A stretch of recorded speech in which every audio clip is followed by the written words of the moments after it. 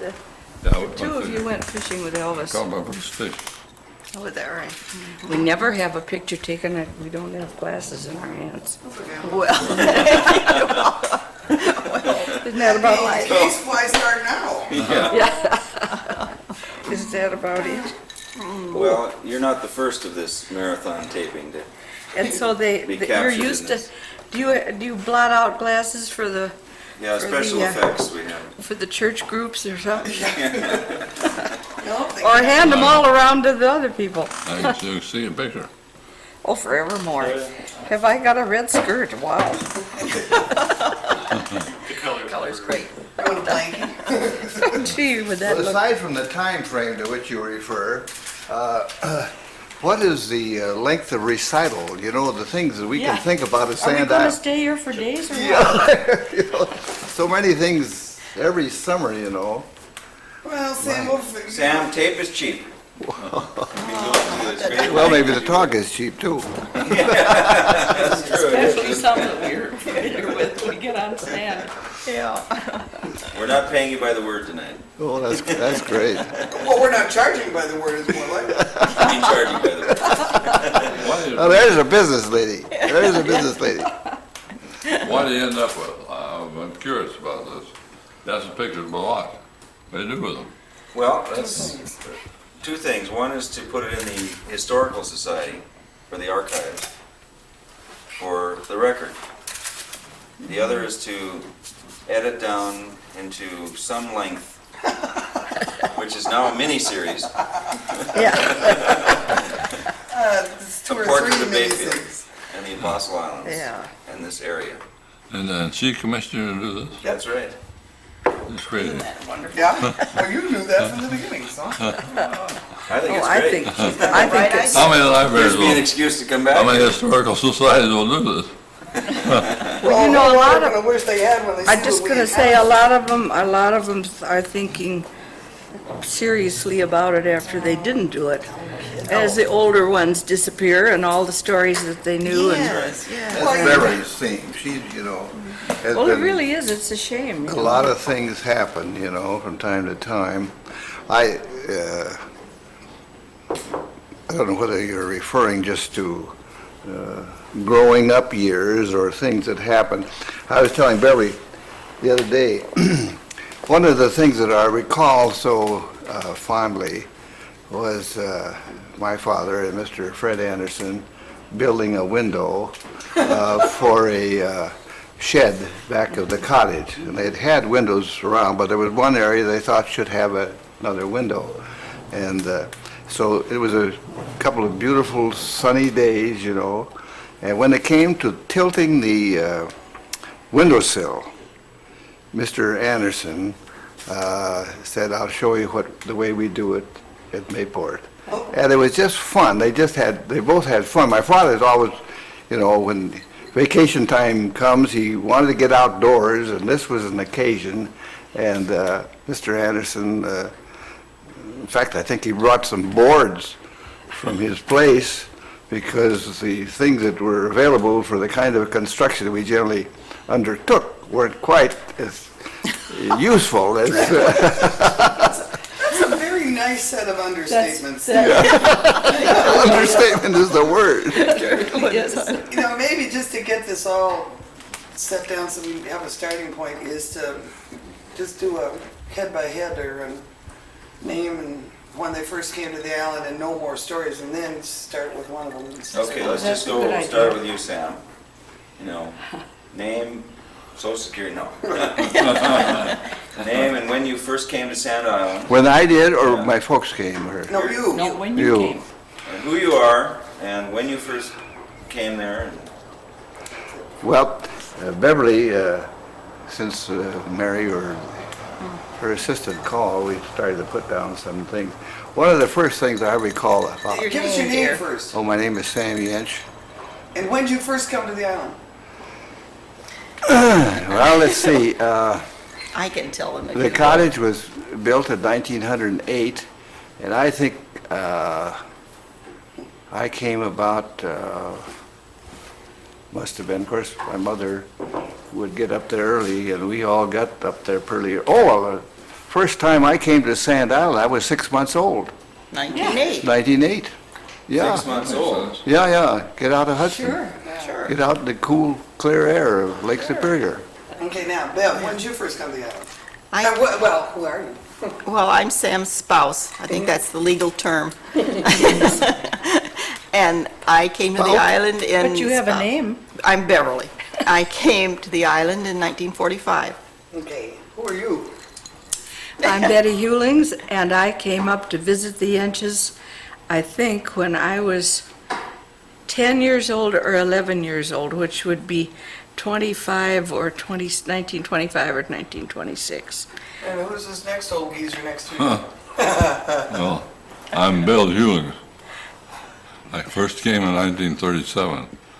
I came to Bayfield and Sand Island on the 4th of July and returned to Bayport on the 6th of July, started work. That's it. And That's a good record. Yeah. I'm not on payroll now. Well, then it's Sam's turn. Yeah, now go for it, Sam. Now when, Anything goes? yeah, well, you Well, said, when did your folks come to the island? I mean, you obviously didn't swim over there by yourself at 6 months old. Boy, you're belittling my capabilities when you make that. Sorry.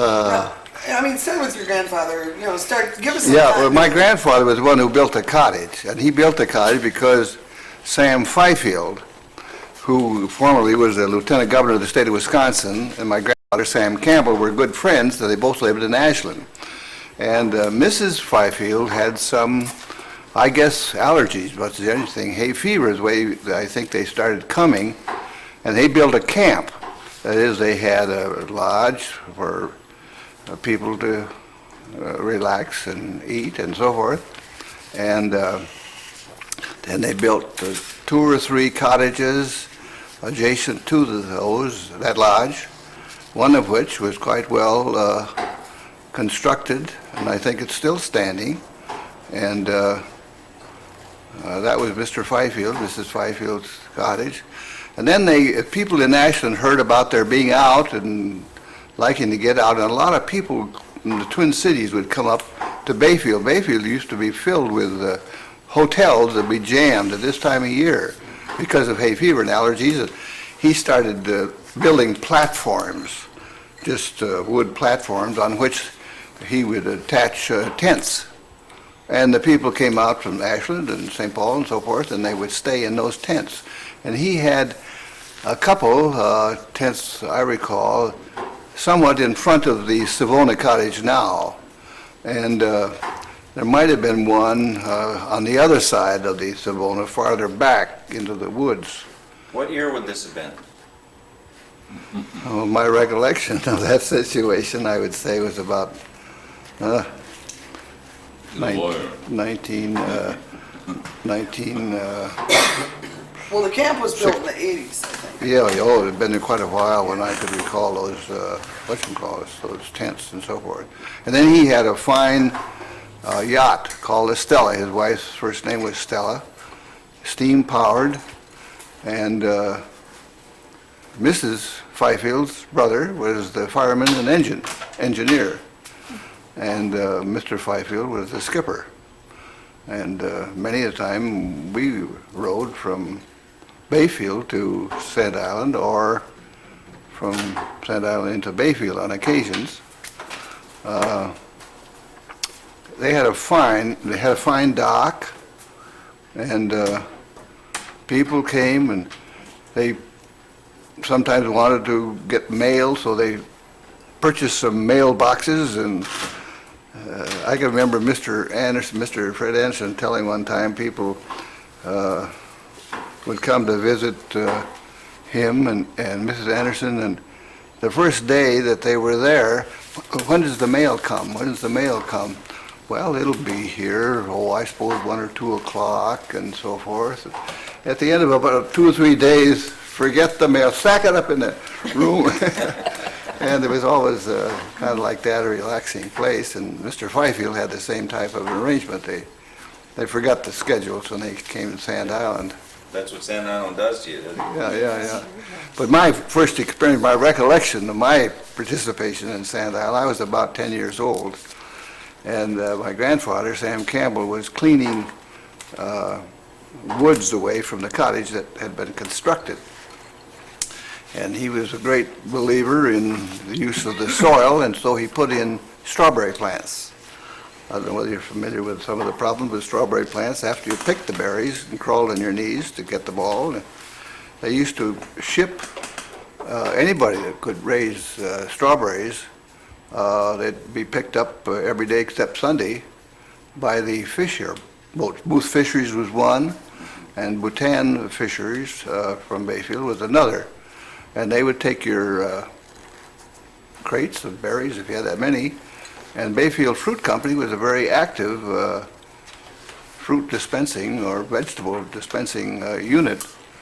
And they would ship, by the time they picked them up around Bayfield, in addition to the several islands which raised berries, they would have about a carload almost every day out of Bayfield to go over to Ashland, hook onto a Chicago train or Twin City train, and so there was an easy market for it all.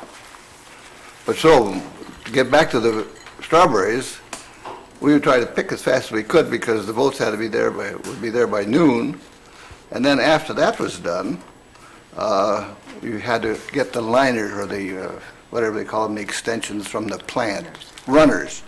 And they would grow out in all kinds of tangents. And the idea was to bring them back in line with the rows that were established, and that would fill up the rows. And as those plants disintegrated and were taken out, while these runners were establishing bearing capability.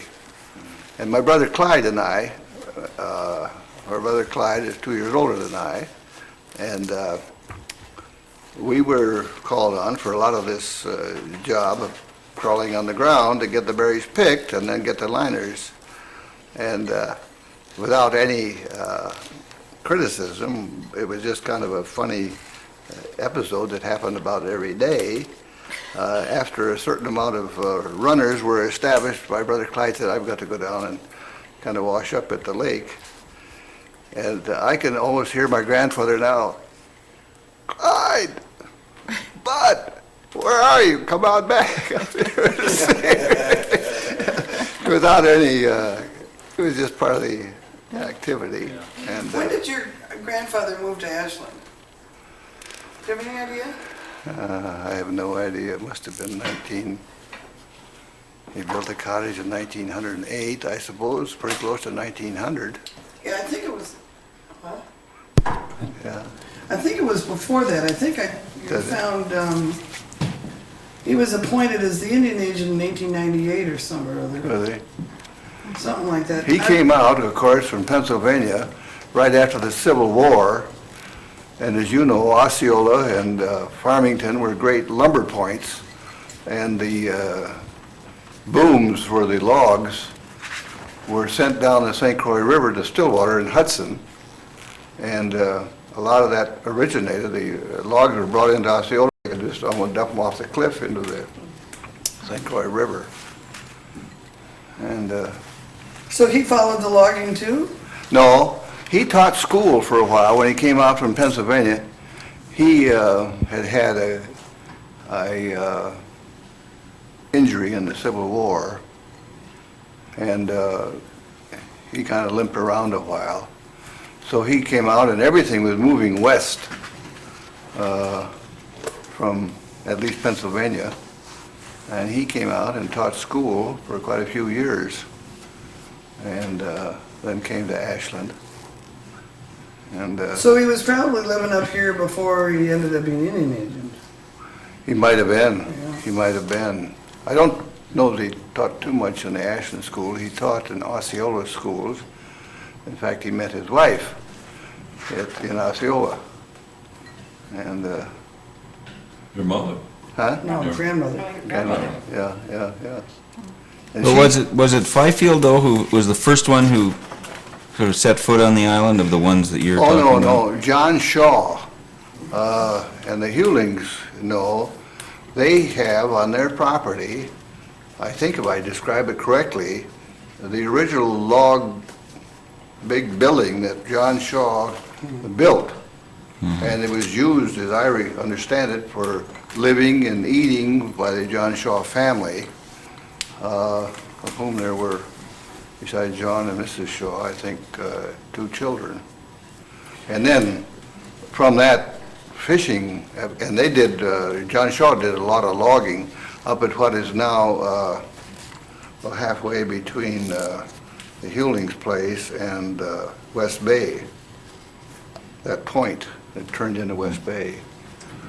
And they Before we had, get off on the Shaws a minute, here's the guest book from Camp Byfield. no Camp- fooling. really? Is that And it so? starts, the listings of campers start in 1888. As early as And the that? first one I got, who's Grace Campbell? Is that your grandmother? No, I don't know. Her name was Well, Phoebe. keep going, because your No, grandfather's in here Hers someplace. was Phoebe. Yeah, yeah. Yes.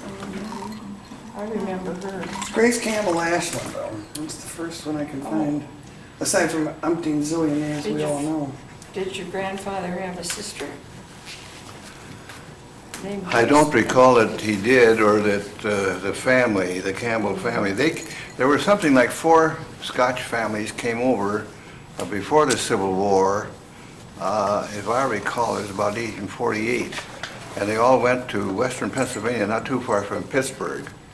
The Johnstons and the Campbells and the, another family. I forgot, Wagners. And there was quite a crew of Scottish people in that area. And I've never, every time we drive to and from Maryland to Sand Island, we've always talked we ought to run up and see anything recorded of the Johnson Campbell. Some of them did come, though, from that Pennsylvania crowd, and they went into St. Croix Falls. And then across the river is what? Taylor's Falls. Taylor's Falls, yes. In fact, Sand Island. We're getting a long way from Sand Island. well, they came up to That's Sand the Island to background. some extent. Yeah. Sam, you were telling me the other day about some of the other activities that people participate in when they were at the Byfield camp. Something I didn't know, Betty, there was a dance hall.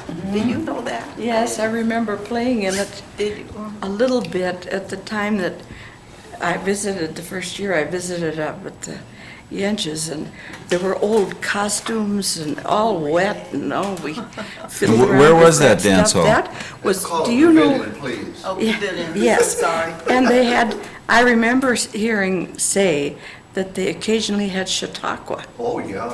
On the island. and home theatricals and all that. Yeah, sure. And there were it was right across the ravine at the end of the Jensch-Anderson Bridge.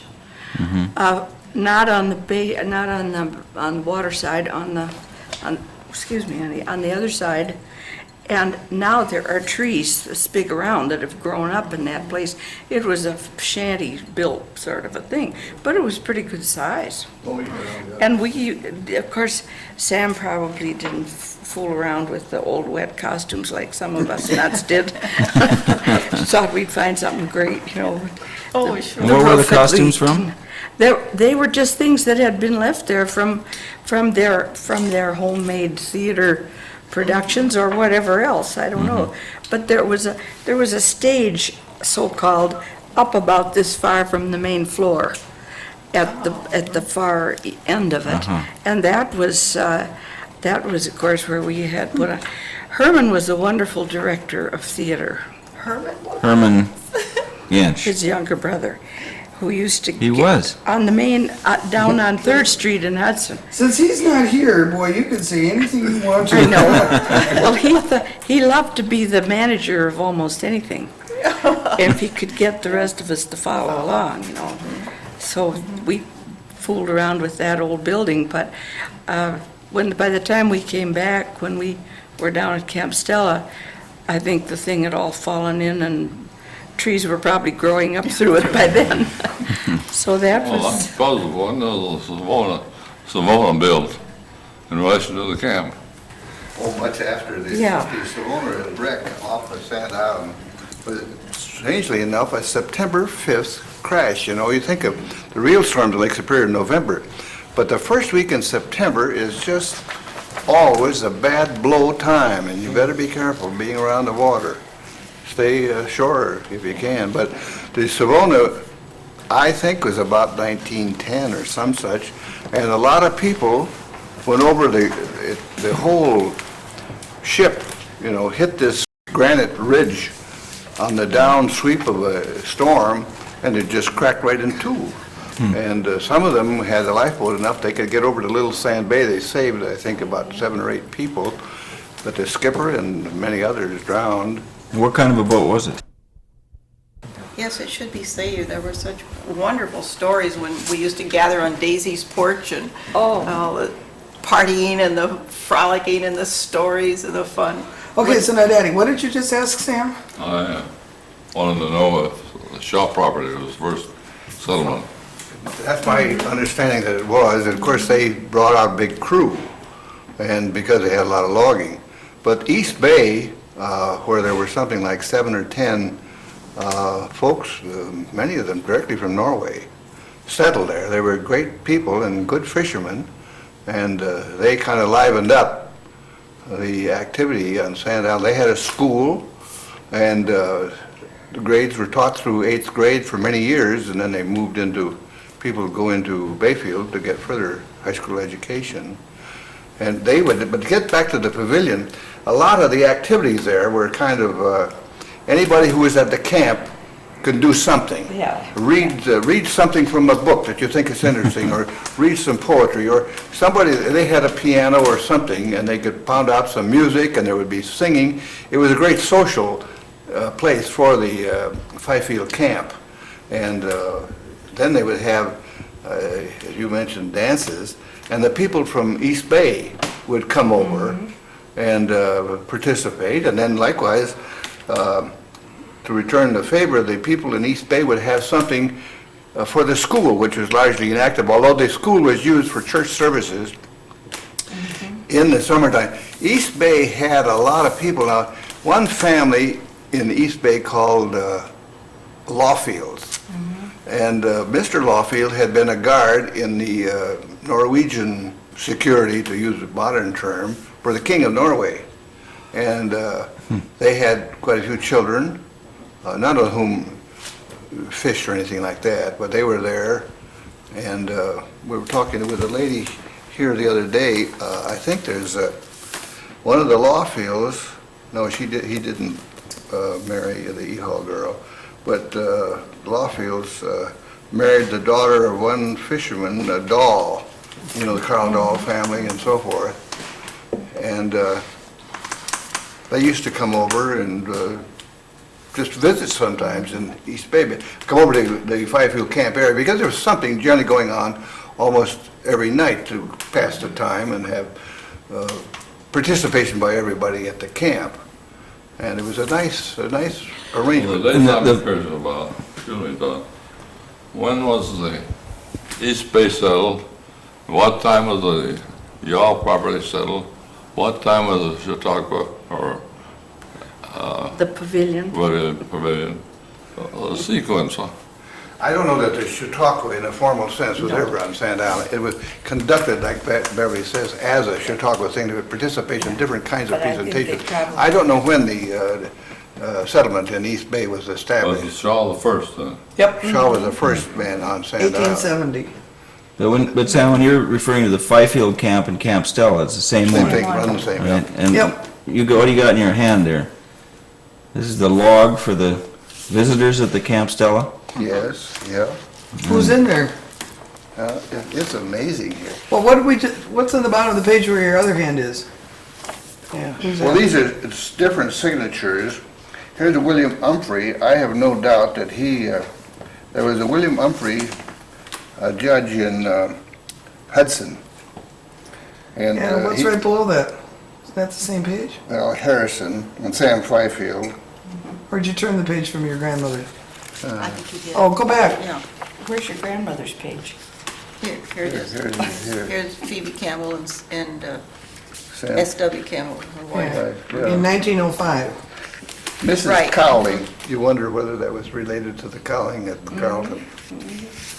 Well, There's a whole raft of names in there that I bet you we all know When who they did are. the East Bay people come? The Norwegians? I don't know. I don't know when. Well, they we've did. learned that he was in the 70s and 80s. Is that right? The After the earliest. Shaw Yeah. was there. Oh, yeah, Oh, long yes. after. Well, here is somebody, this is an example, I think, that, of the kind of thing that happened at the pavilion. Here is somebody writing some poetry dated August 24th, 1905, initial DCS, I don't know the, but this is the kind of thing that anybody who had any talent or could make some contribution to some convocation of some kind at this pavilion, why, they were expected to do something. And here, I take it as one example of it right here. This whole long page is some poetry.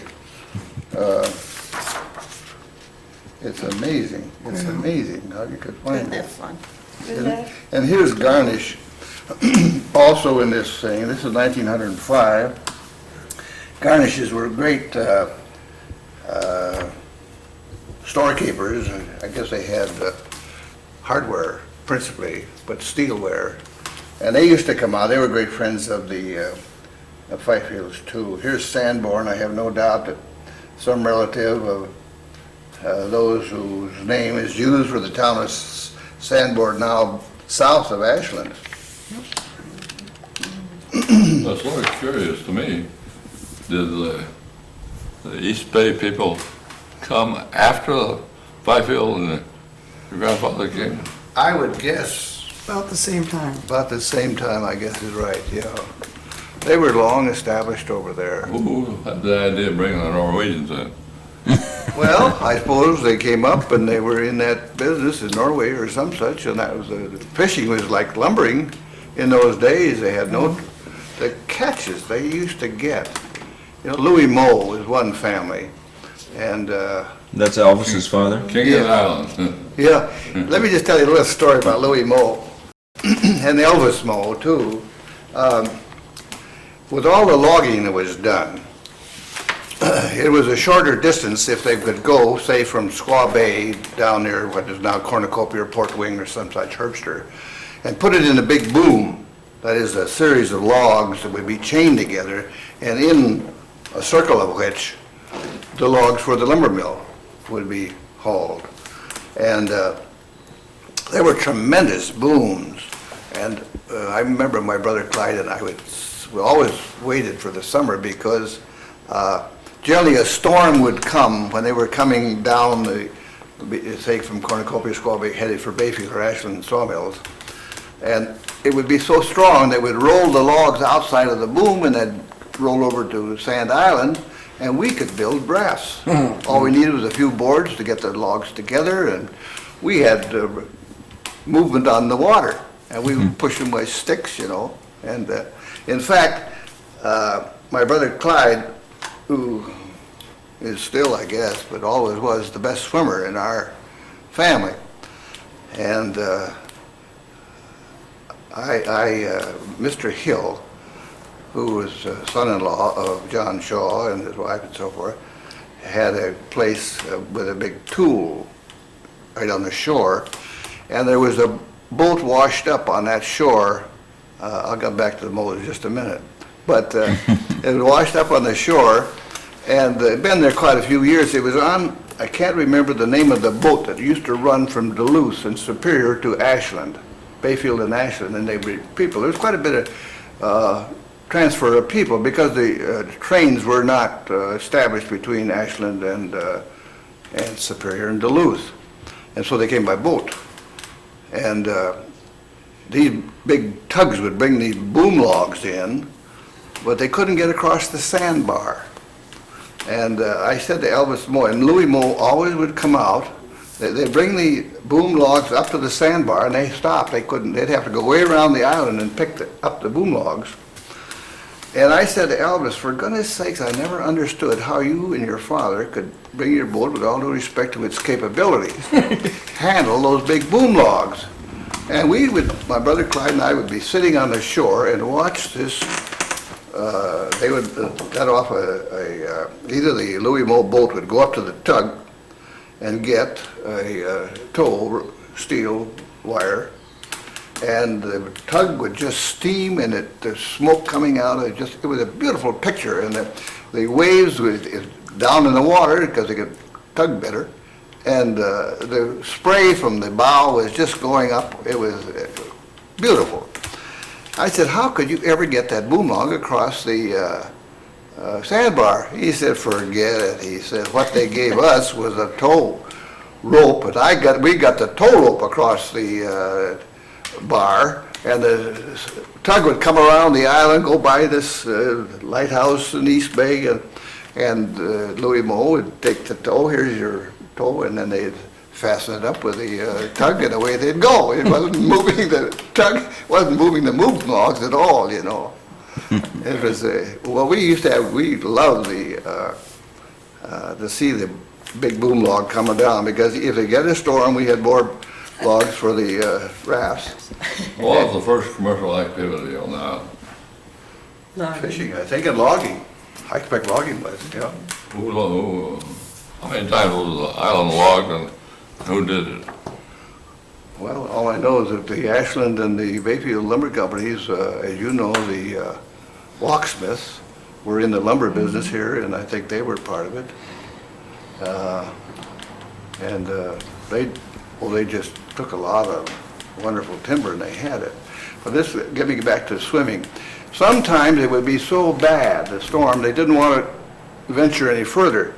So the Bayfield dock, which still has that L shape, great protection from the storms, and these boats would get that big boom log in that harbor created by that L-shaped dock.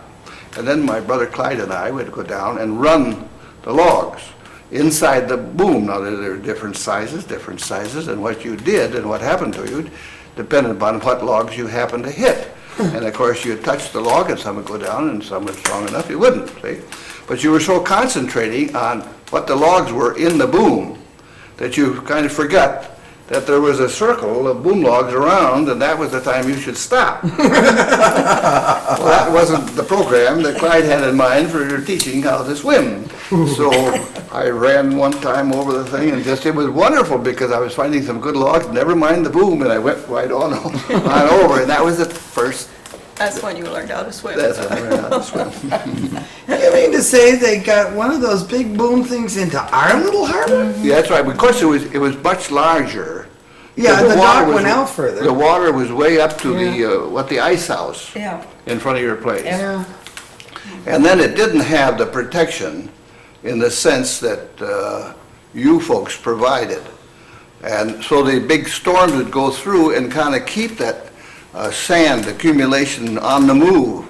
And they'd bring it over to your place, and they'd have to do a lot of dredging to get it out of there. Wow, Yeah.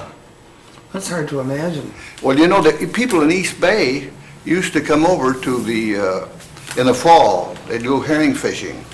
And that was a very active load, along about late October and November. And the storms were so bad, as you know, East Bay was shallow. And even the dockage they had wasn't really adequate. And they used to anchor their boats offshore in that big bay, which was, of course, shallow. And being shallow, it did break up the storm force of the waves.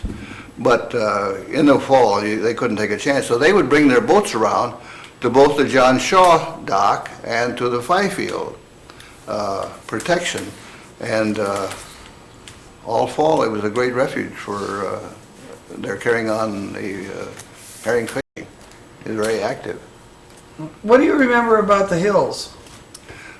Oh, This is you'll unplug a real one on this. You know, as soon as school was out, must have been about my 8th grade.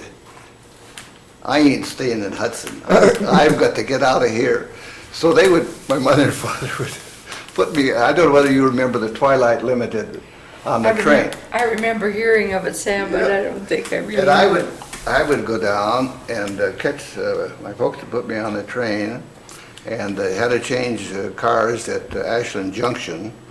The scoot came out from Ashland and go on to Bayfield. It was a wide turn there.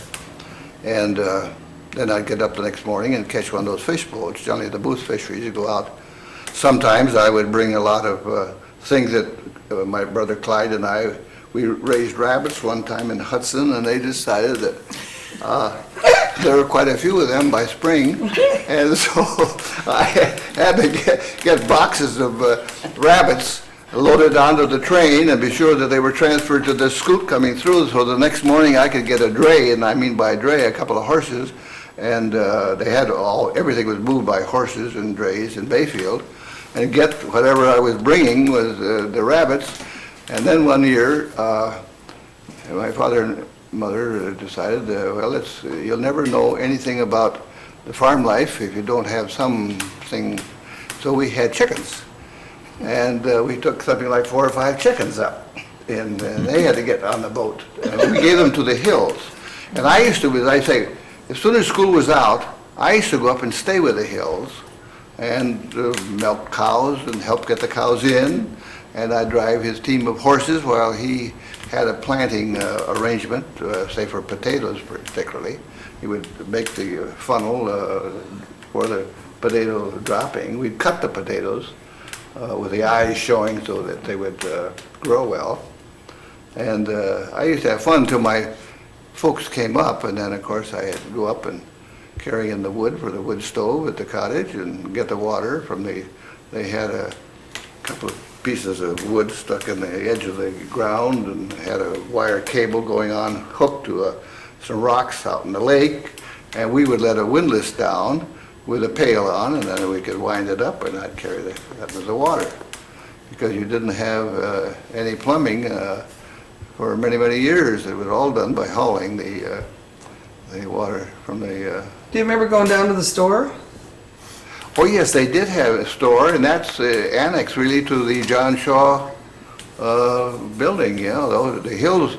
There was a cooperative, Sand Island Cooperative, and it was a nice little store. Staples, they would load up, and people from East Bay would come over when, although the getting of foods and so forth was very easy with these boats running every day. You could put a letter in the mail to the different grocers in Bayfield, we'd like this on the next shipment or something, and they'd take it down to the next boat. And they always came to what is now the Hulings dock first to get rid of the groceries and so forth and the mail, and then they'd go around the East Bay and pick up the fish.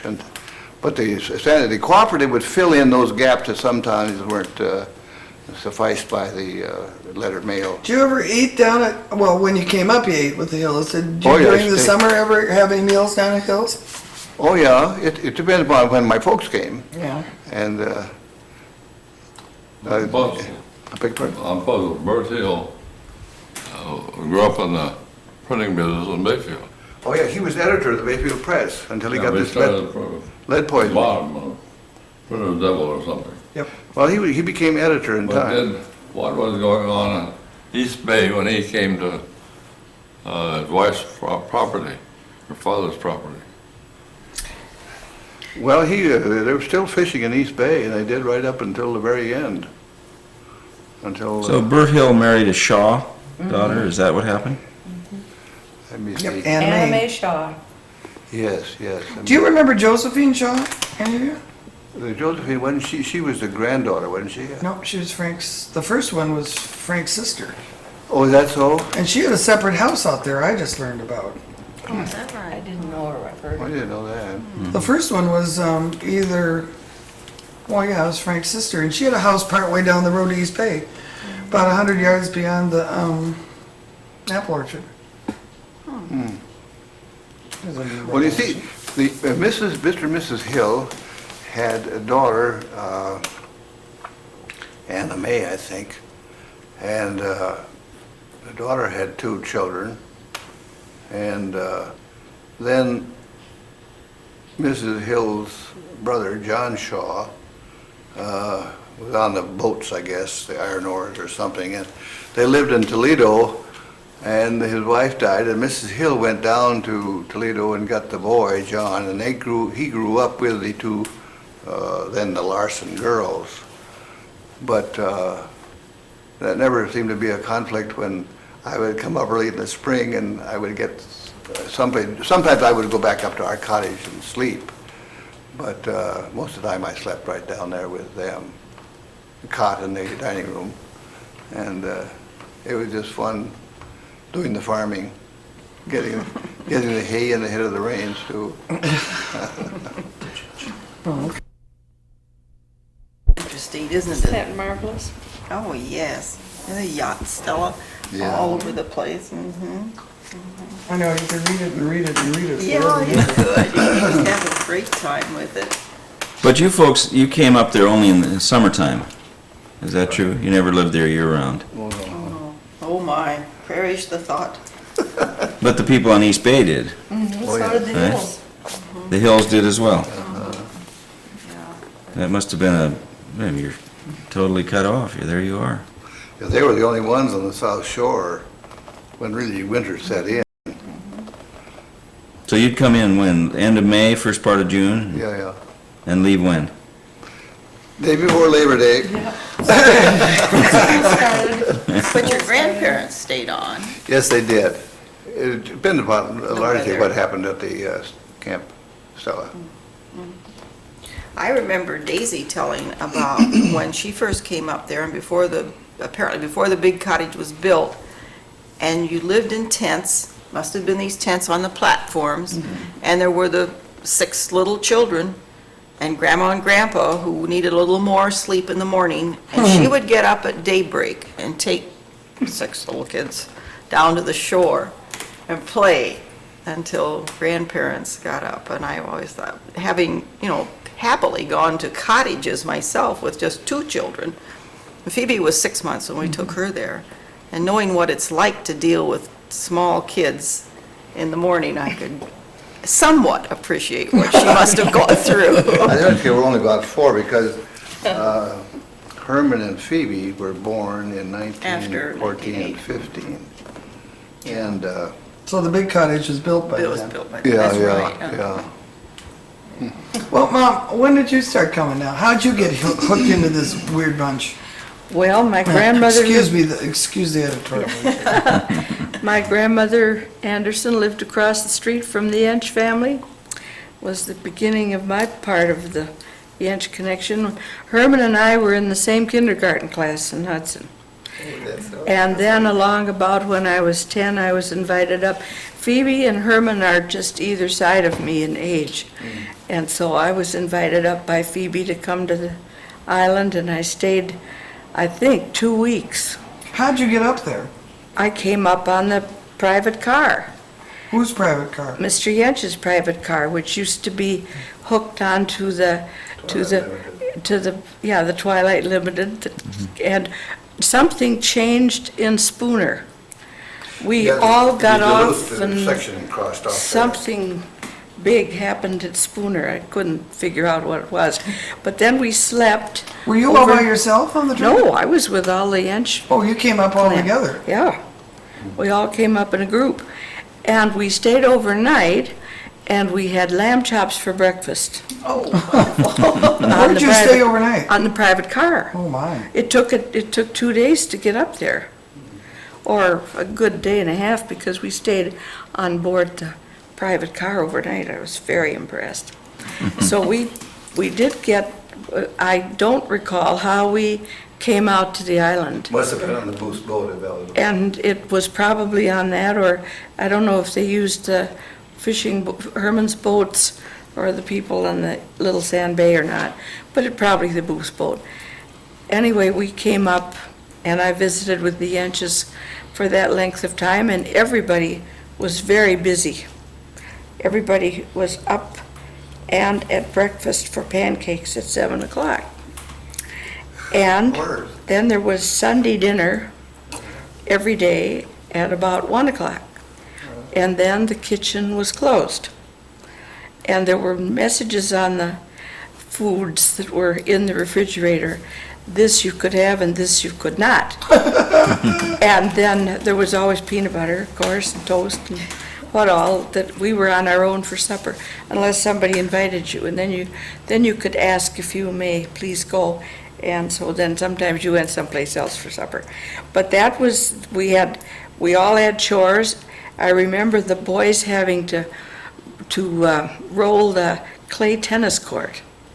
That was the time that I think the bloom had come off the tennis playing, and they were not all that crazy about working on the tennis Well, the bloom court. came off the strawberry raising too, because that went into the That tennis court. was, well, that, you see, I had never heard about the strawberries before. So they were definitely either gone or, they didn't come back, did they? No. When the tennis court died, I hope too. But then Phoebe and I were given the job of painting the boys' beds up on the second floor. I don't know whether anybody mentioned your 16-room cottage, which impressed me no end, that a 16-room house is still a cottage. But there were the four rooms in a row and 3 rows of 4 rooms on the first floor and 4 on the second. And there were iron beds with lots of small spindle, little tiny places to paint. And Mrs. Jensch had given us the apple green paint and a lot of newspapers. And we should put the end of the bed we were painting on ample supply of newspapers. And then we must paint the fronts and the backs of all the spindles. Well, she and I figured out it was real great to go and naturally there was quite a lot of paint that flew around. So about one bed, and I think there was a suspicion below that something wasn't just exactly right. And so we spent quite a while cleaning up the paint. Then the next thing that I very amply remember is that there were a lot of tiny pieces of beautiful chintz, washed and ironed and starched till they were very stiff.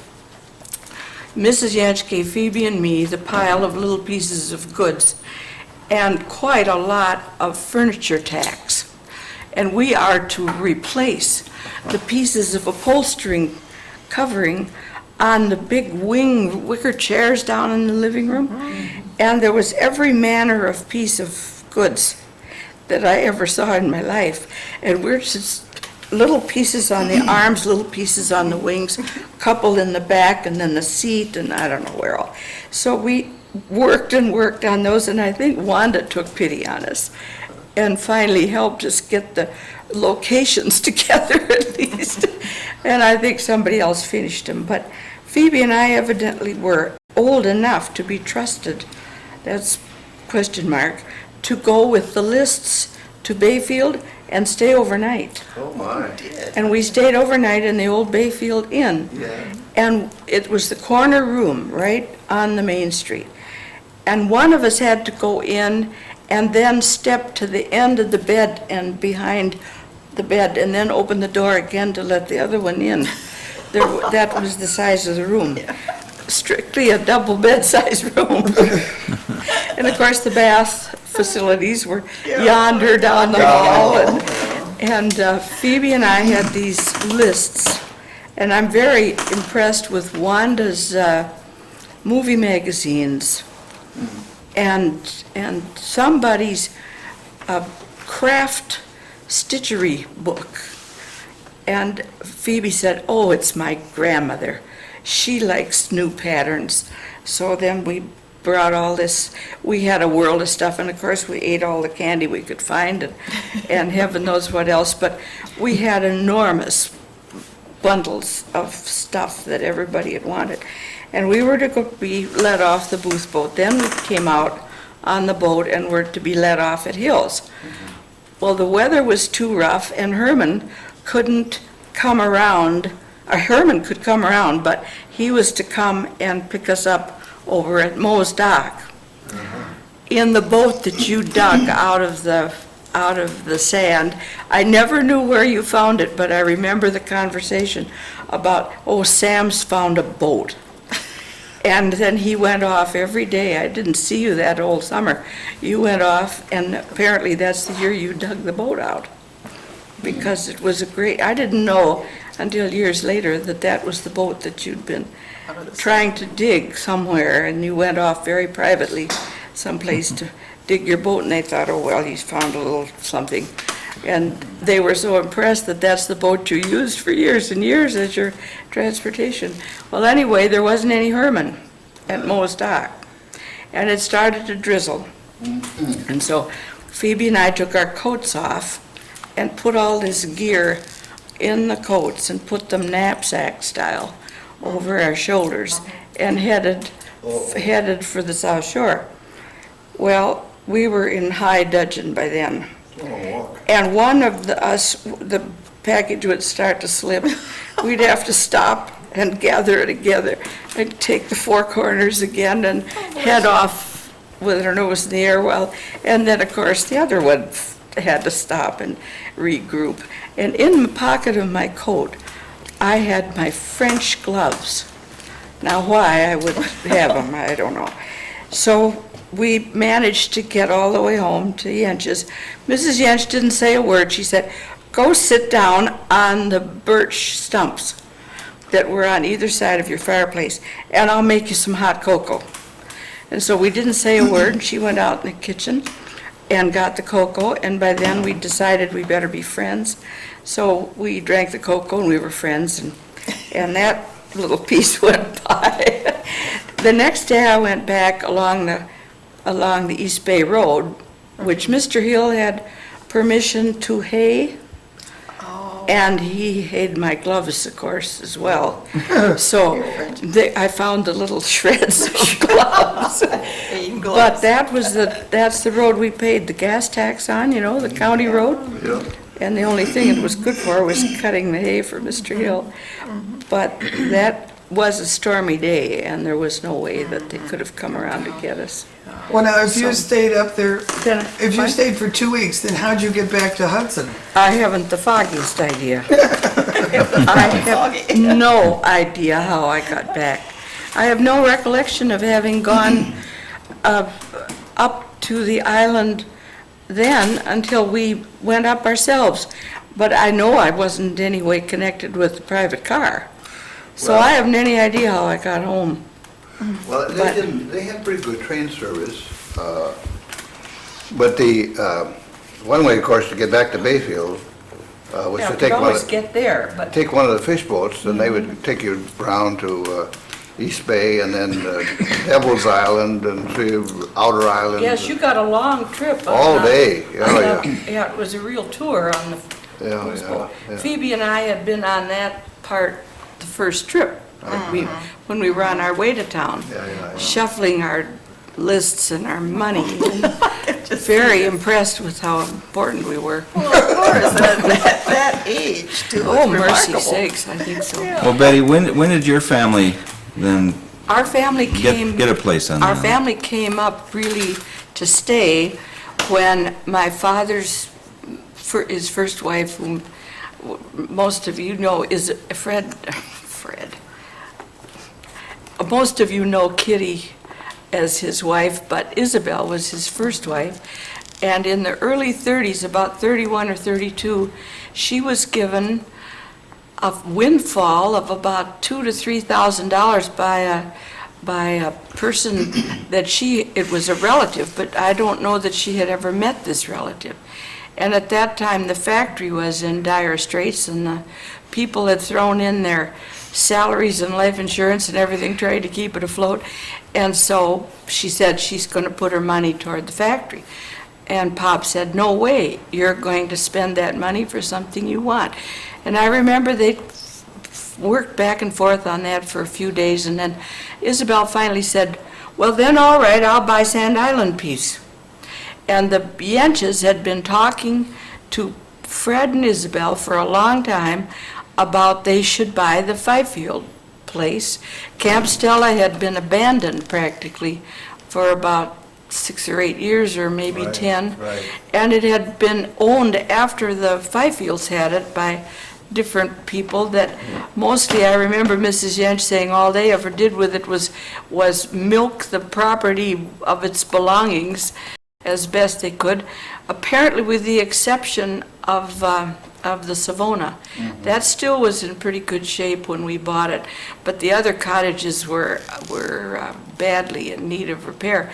Pop had ordered that the floors and the roofs be repaired, And then we came out, and then iron beds were sent out on the booth boat and put in the cottages, and we arrived with that situation. Well, now, what year did you, That was about 33 or 4 when we really came to stay. And that's when Hugh and I were so fascinated because where they had fixed the roofs and the floors, we each had a cottage. Pop and Isabel were in the Bayfield cottage, which was the first one. The second one was mine, and the third one was Hugh's. Well, we all had blankets and things to just make a nest the best way we could the first night. Well, all of the animals were also in there with us that had moved in the interim because there wasn't any screening.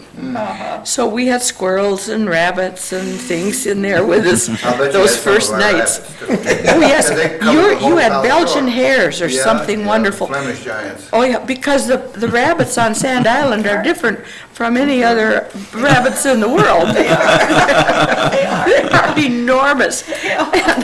And they looked bigger than snowshoe rabbits, but they aren't the same build or colors. The color scheme was different. Well, this was the way we managed, and of course, pretty soon the people came out with screen and nailed screen over the openings at least for us. But we weren't there a great deal for the first couple of years. Then I think about 34, 30, possibly toward 35. No, that's getting too far up.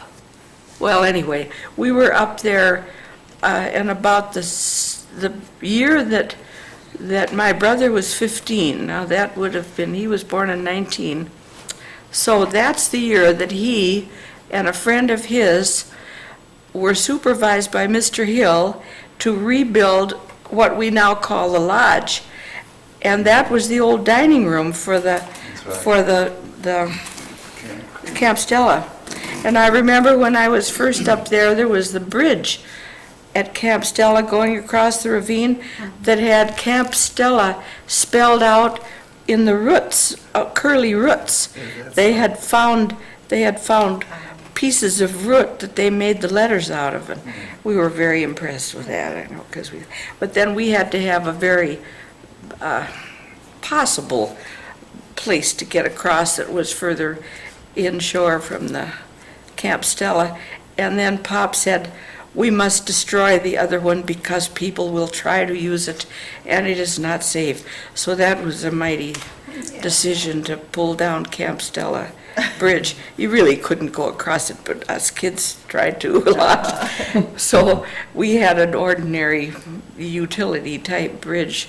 And that's where, at the end of that, was where the pavilion was. Right.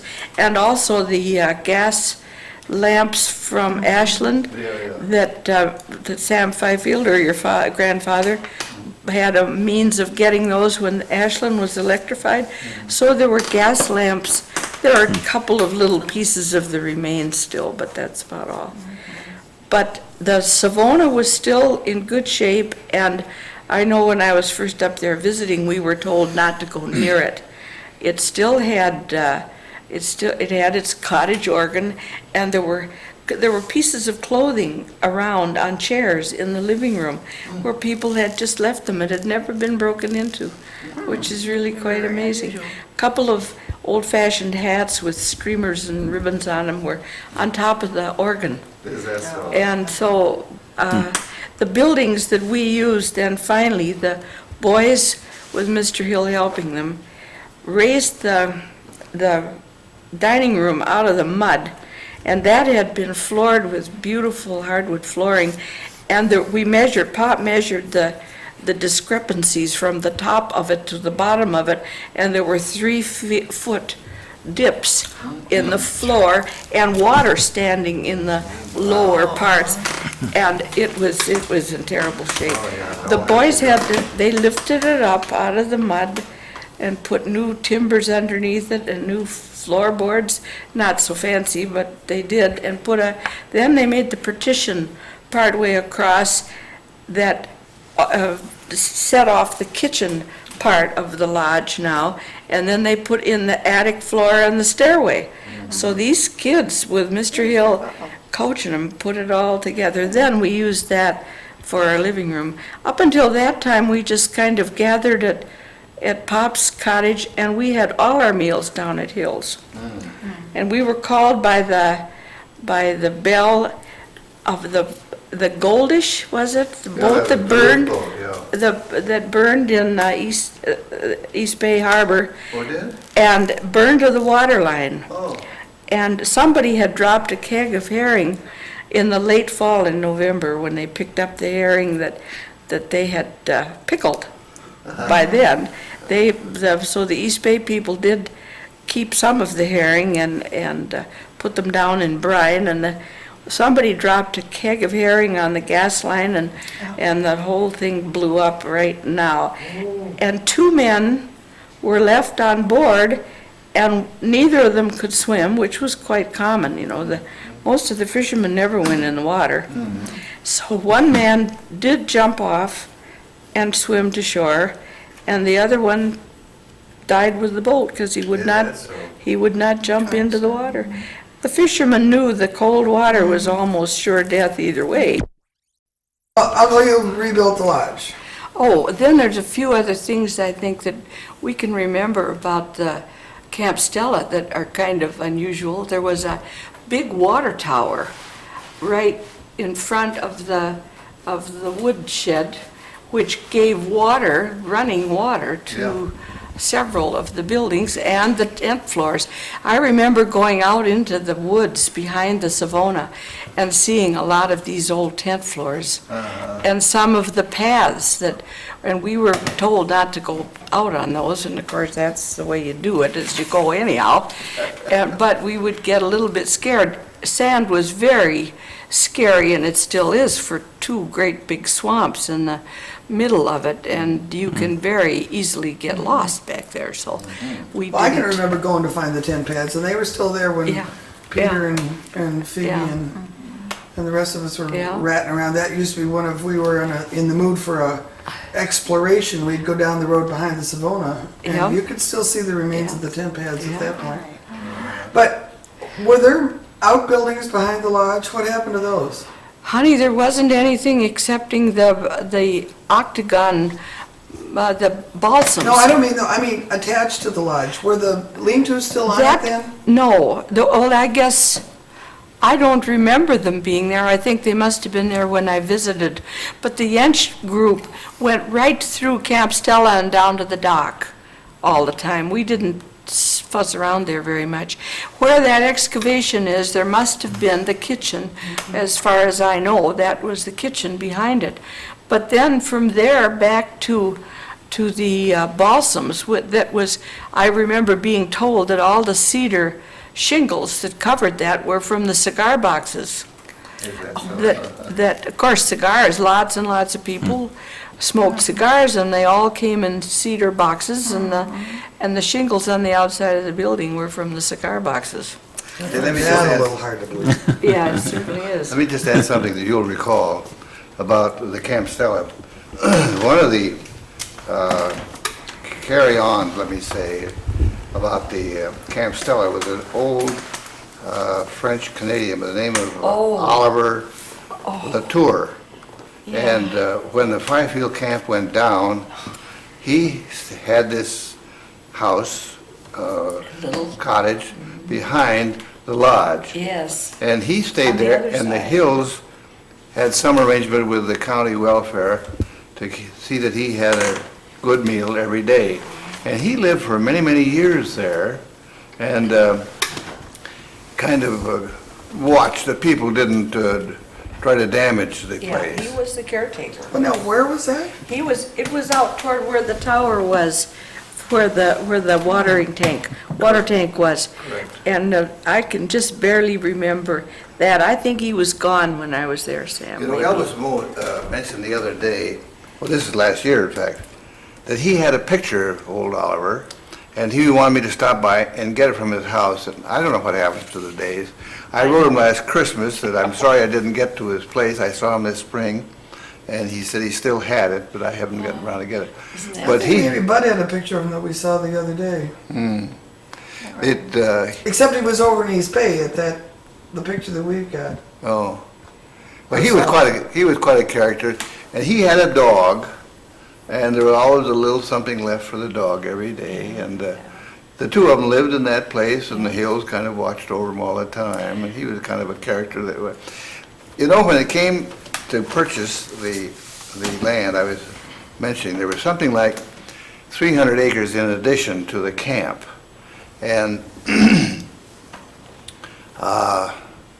it didn't seem to fit much of a picture. So my mother and father said, well, we'll purchase the 300 acres. So I talked with the people who owned it at that time, were some about third, fourth descendants, you know, of the Bayfield. And they lived down, I think, in Cannon Falls, Minnesota. And I used to see them from time to time, and finally we worked out an arrangement to purchase the thing as a tract, keeping the Anderson name out because it would not help the price. And so we worked out the arrangement, and I was telling Beverly about this the other day.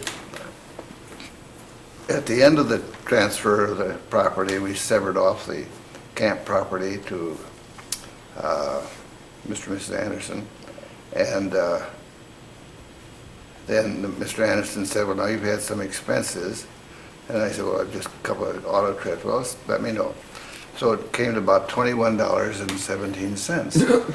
So I sent it in as he had asked, and he sent back a check for $21.19. So I went down to the post office, will you give me a 2-cent stamp? And I sent it to him, and we used to laugh about that. That's wonderful, Sam. And he told my father about it. He said, you know, I tried to tip him, he said.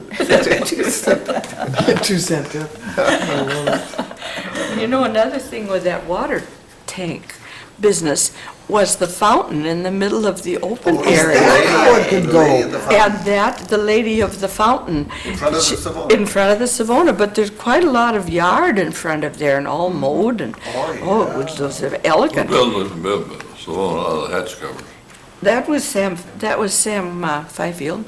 He had the permission to Salvage. salvage the Savona. The back part, the back 2/3 of it was still stuck on the rock. That little skinny bit of rock that the Savona hit is almost impossible to find. And in this terrible storm where they'd gone all the way out to Outer Island and managed to turn around, which was an impossibility in the first place. But then to come back to take the inner passage that went past Raspberry and managed to find that, as I remember hearing it, 17 feet wide and about 1.5 blocks long.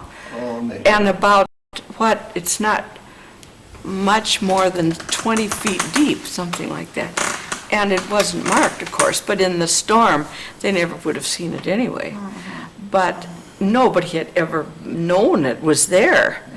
And the Savona cracked right, the bow end, yes. The marker. There's, for a long time when we were up at our place, they had a red painted telephone pole out there. There's a pole out there. And I think they call it the Savona pole. Well, I just have, they have a buoy there now, don't they? No, there's a red buoy further along. Yeah, that's Those are the York Island York buoy shoals. is a real fancy, good buoy. But, This is pole. yeah, this is not much of a marker. You wouldn't see it unless you're getting up fairly close. It doesn't have a light or anything. Well, But, when you were eating down with Mrs. Hill, tell us what Oh, it yeah. looked like behind Hill's, the log part that's still there. well, the log part was the original building, of course, just like the beach house was the original building there. And those were both John Shaw's, Frank Shaw's buildings. The one up on the hill had lean-tos of several varieties. Across the front was a very nice porch effect that had 2 red velvet flip-over seats from the trains that Mr. Jensch had given them. There were seats on both sides and the back that went either way, you know, and there were 2 of those out on the front porch. Then leaning on the back part of the log house was the dining room that we, That was directly adjacent to the log. right exactly where the kitchen door is now. That was the dining room. That's where I slept. Did you in the dining room? Yeah. Then leaning at right angles to that off toward the ravine was the kitchen, which was a nice big room. And that had the separator in it. And that was mounted on the on the cement poured square in the kitchen, which is still out in the yard there where the separator stood. Then leaning on the, leaning on the back, leaning on the kitchen was another one going at right angles, where the barrels of water and the icebox were, and the pegs along the wall for the fishing clothes and fall weather gear and all that. So if you came up where we walked through between the pine trees and the daylilies right now and went straight ahead, you'd go into one of those foundation ditches, and Yes. immediately to your left is the separator. What was that smaller rectangle as you walked in? That's the little part that had the icebox Okay. and the two water tanks in it. One was apple green. Apple green was a very good color. Inside and out, the barrel was painted apple green, and it had a big chunk of ice in it. The next one was, what's the next size bigger? A hogshead or something about this big around. And that was tarred, and that was washing water. Scrubbing water and whatnot. But the green one was where you could get a drink. And so then you'd turn around the separator to go into the kitchen. We ran in from the outside entryway where the refrigerator and water were. The separator was immediately on your right when you stepped into the kitchen. Correct. Was right Okay. right there. And then the kitchen went back toward where the barn used to be. Yes, and toward the ravine. It Okay. it goes past the edge of the log cabin. It was a big room. Yeah. And the shapes of the rooms are still. So how did you get from the kitchen to the dining room? You had to go through We that went little through the entry room. kitchen, we went through the entryway, through the kitchen, into the dining room, and then occasionally we were invited into the living room, but not very often. And the living room was a very proper, very nice room, and Well, of they course, had upstairs. a lot taller than it is now. Yeah. Because when we took it over, the windowsills were on the ground, and the rafters for the upstairs are about eye level. Oh, is that so? Because the logs, everything had sunk and Yeah. disappeared. The stairs that is in the ice house now was the stairs that went up to Mr. and Mrs. Hill's bedroom, which was above their main living room. Yeah. We're And- sort of getting ahead of ourselves. I know it, honey. Talk to me about Mrs. Hill. Yes. And her Mrs. cures, and your experience with her cures. Mrs. Hill was a perfectly wonderful person in so many ways. Among other things, she was a practical nurse and a Christian Scientist, which is an unusual And she combination. delivered babies in the She East did, Bay and on occasion. set bones and did all, and cooked up perfectly wonderful herb remedies. One of which she cooked up for my sunburn, which was boiling balm of Gilead berries in Vaseline. And she gave that to me to put on my sunburn, and it cured the sunburn. It took off all the skin. And I remember lying in my cabin in the dark, trying to stay out of trouble, and I didn't want anybody to see me, and that was a miserable time. But she often had, I'm sure, had a lot of other cures that probably were very good. Well, what she didn't know is you're allergic to practically everything in sight. Oh, I know it, honey, and that was no help to me. But the lovely thing, she used to take good care of all of the young people, and every year we knew that as the end of the summer season came on, perhaps Sam had this little affair as well, most of us were invited singly to a little spot of conversation with Mrs. Hill. Nice. And she would tell us what she thought, how well we had done, or perhaps next year you can do this a little better. And then also, you must know that I will think of you every day, and I will hold a love thought for you. You remember that? Yeah, yeah. And each of us was talked to. She was a handsome person, very good-looking. Another thing that all of the ladies used to do after the kids, the little kids had gone swimming and had a nurse girl amongst them somewhere, or had taken their naps and were up or whatever, the ladies were invited to one or the other of the porches for an afternoon of reading and sewing and whatnot, improving. We all were dressed, and the ladies, Mrs. Hill, always wore her hat and her white gloves, and she came up. You see, very often, the Jensch pattern of having your main wonderful, capable dinner, all your vegetables and minerals and everything else came at the 1 o'clock Sunday dinner.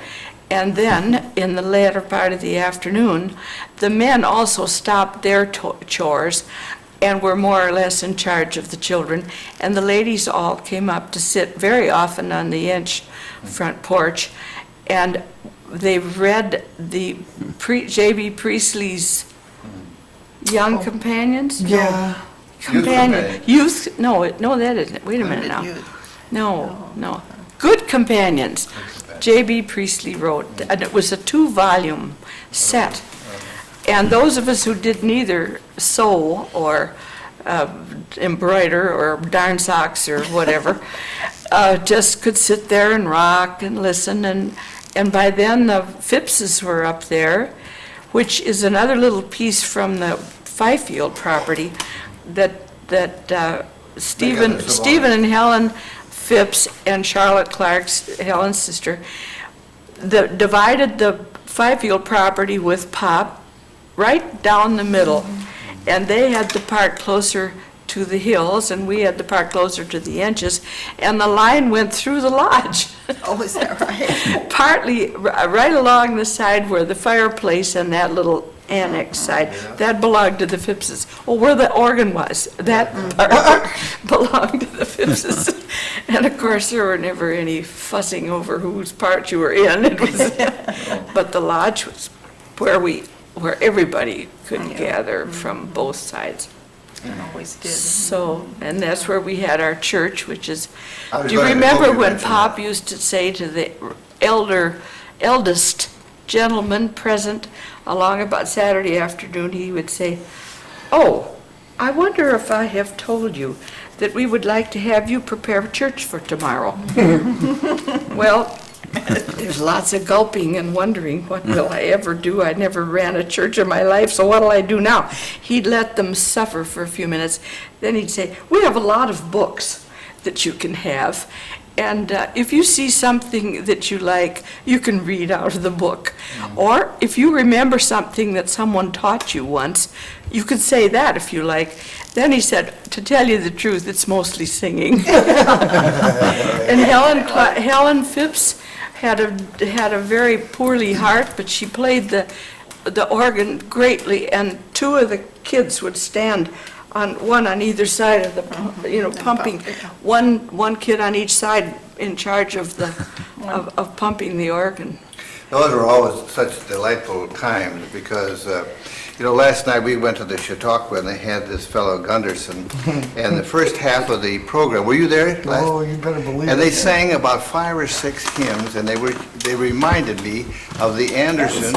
As I recall it, Mr. Anderson and Hugh were in New York or something, and they went up to Montreal to see Wilder Penfield, who had grown up adjacent to Hudson, and they stayed over a weekend, and they went out to Penfield's place on a Sunday, and they had the church services there, and Mr. Anderson came back and said, "Let's do that on Sand Island." And on the way down, to add a little bit more to it, Hugh said, "Pop, how about us having church like that?" Yeah, When he was a pretty little kid, I guess, at that point, but he traveled with Pop.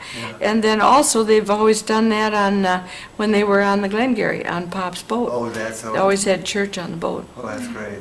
And so it's a very informal, do-it-yourself church, But it isn't was it? wonderful. It Well, was this wonderful Wilder experience, Penfield, there's yeah. a big annex to the largest hospital in Montreal, the Penfield Annex.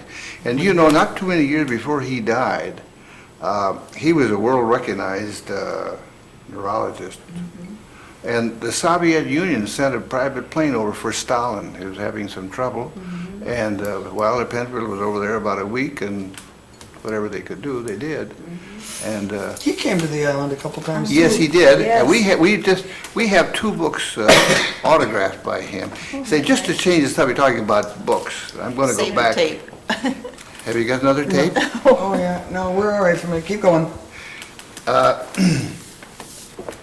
The question of Wilder Penfield reminded me of the arrangements that were made from time to time with the services at the island, and they were always so good.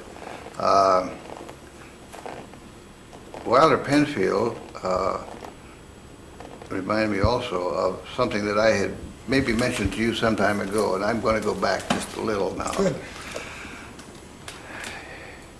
Your mother was one of the most beautiful creatures I think I've ever seen, outside of my dear wife. I can remember when her father, who was Judge Helms, died, and Mrs. Helms and your mother came down to the house.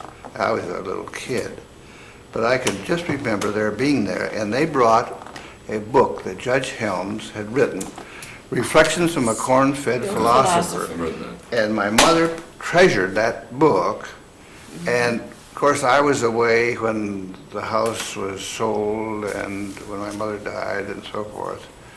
And I don't know whatever happened to that book, and I always thought if you ever have an extra copy. You I'd know, like- Sam, this happens quite often, and it was just a little bit of a thing, Yeah. and I think they had it privately published, and I don't think there were very many copies. Unless I am mistaken, I still have one. I And certainly I've- hope so, because I've never seen it. I know it. One of the more confused issues we've been through. But it was just fascinating. We were all doing fine and just great. We were all coming in and leaving at all different kinds of times. And I don't remember, I knew that you were coming at such and such a time, forgot completely about it. Never thought of it again until, did you hear me telling John that I stepped back so he could go out because I didn't think he belonged to this motley group. And I thought, if there's, I keep my mind on the business, if it's a visiting dignitary of some kind, just let him go out in style. So I did. But that was. I didn't think I looked so dignified that night. Oh, you did. I was very impressed. Now, this is family style, and maybe, Honey, this is beautiful. Hand your plates and I'll try to serve it. is yeah, that or it? mother or somebody or other, because it's, Sure, we can. we That's can't no do bother everything me. here. Yeah. This restaurant is decidedly Listen, lacking we in could- service. We almost, Well, it looks like we it almost could maybe- pass Yeah, why them don't you do around that, yeah. Superb food, though. Sure. and pass Thought you them. want to be in charge of putting cucumbers on that Yes, I plate sure and send it will. over to I sure will. I think that's it. something like that, or the beans. Yeah, I'll I put- know the beans are too heavy for Daddy to, I'll put the beans Oh, on too. I missed my job here. yeah. That's just you, This is my favorite. Now, how does this thing work? just like Oh, scissors. here we go. Yeah, that parsley, Dear, just for you. Beverly, These I newfangled- missed you. What Now, happened if to your anybody plate? doesn't want beans or Do you know what cucumbers, they happened? better, Do you know what happens because that's Oh. at your my living. house? What? Every time we are served something, I'm going Bill to take goes- that out in front of John. okay. Bill goes Sam. this way. Bill goes this way with the parsley to me. He throws his parsley from wherever he happens to see you. Well, it's full of all those good vitamins. He gave her a gold-plated Parkinson one time. Yeah, he gave me some parsley. Oh, here's This is somebody's, true. here's somebody's parsley. Funny now. Oh, They- Bill doesn't have. I don't know whose plate is whom, so I'm just putting Well, one. we're just putting everything on. and Same when thing one on seems every to be- plate. When one seems to be finished with. Now, how would they do this at Sand Island? That's what I want to know. Oh, Oh, glory. Daddy used to serve. Oh, yeah. Is that right? In King Louis Moe's chair. King Louis Moe's chair. Yeah, Elvis's father was called King, He was. King of the island. Yeah, Why is that? How did he get that? Well, do you remember exactly why, honey? He was a very officious sort of a guy in a way, and very he? small, but very proper and very knowledgeable and very puffed up with himself a little bit, I think. Is that about how it goes? Something like that? something like that, I think. But I said in He was His quite important to Majesty's chair. himself. And so the chair that Bill sits in when he's out there is the top part of the chair. The bottom has 4 oak legs and a nice little stretcher to hold it, and stretchers below to keep it. And that, the oak thing is very modern. Heaven knows when it was done, because it was in there. Sam, please help yourself. No, thank you. On the way I'm on a by. diet. Oh, dear. Well, You don't so should be on I. a diet when there is something so wonderful as this. Well, this is basically a safe meal. If you, Yes, if it you is. keep saying that, I'm gonna have a good drink of wine, but I won't do it tonight. Well, now, where'd we quit now? We Oh, got through dear. the hills and stuff. Well, No, let's get back to, You want some butter, Bill? Yeah. just, oh, I forgot about. I don't care for any. so Let you- me add one element about, you talked about the refrigerators. Refrigerators in the early days at the island did not involve gas-fired. No, I certainly didn't. And down at the dock, at the John Shaw dock and so forth, was the ice house. Yeah, how did the ice house get built? And that was because they were running out of space because there were too many people wanted ice, and the Hills said, well, you put the shed up and we'll fill it, and they did. Yeah. And we had ice all summer, no matter how hot it was. You know what? And of course, we had to push it. Well, how'd you keep it cold all summer? Well, it was all covered with sawdust. Yeah, the ice house was quite, Sam, do you remember how the ice house was built? Well, Do you remember hearing about that? all I little know is deal? that they got the lumber out there, and Ambrose, I suppose, might have built the whole thing. Do you know who paid for the lumber? Your father. Well, this was- $21 worth of lumber. Is the whole ice house? Yeah. $21 worth of lap siding stuff. That's And pretty, it's a How do you two. know that? Well, Are I've there heard records? it. I've heard it somewhere. Is I've been that told right? that. I think Pop told me that, Is that because he thought it was just amazing Yeah. that, that your father staked Mr. Hill to the boughton stuff. Mr. Hill was the best trader and assimilator of spare parts for everything under the sun, plumbing parts and everything else he had in the shop. A lecture on the shop would be something that is Oh, yeah. impossible to imagine. Oh, honey, That was oh, I guess it's, really have amazing. we been, have we been everywhere? Yeah, we've been. You better have it. don't I do that exactly? You can. Bought the Well, property. I think before we get too far in this meal, we better have a toast to Sand Island here. Beverly. I miss that. That's what happens to me when Bill has got parties. Which is a place I've only been to twice, but I'll never forget. Well, here's, remember, Uh, Sand Island River. I think it is a rare place. Oh, it is. I don't You know know, if when we we came or not to do it again anyway. Bought the property. We were told that the buildings are no good. We should tear it Oh, down. yeah. And, Said everything. So we asked Carl Senior, who died a couple of years ago, Freddie's father,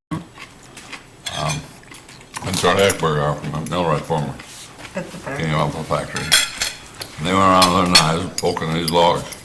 Because in the old days, they didn't use cement. And We didn't have any. cedar, it doesn't rot very easily. So the logs were built with, those cedar logs were down for the basement. And it wasn't the basement, it was the bottom floor. We just start with a log. And so when we got the property, you literally had to bend over to look out the windows. Because there was one floor that decayed, it put another floor on top of it. Right. Finally, we ran out of space. And the ice house was, we didn't have a deck on, we put the deck in there. So we had a bedroom upstairs and a bedroom downstairs. And there was a sawdust building on the little building on the end of it.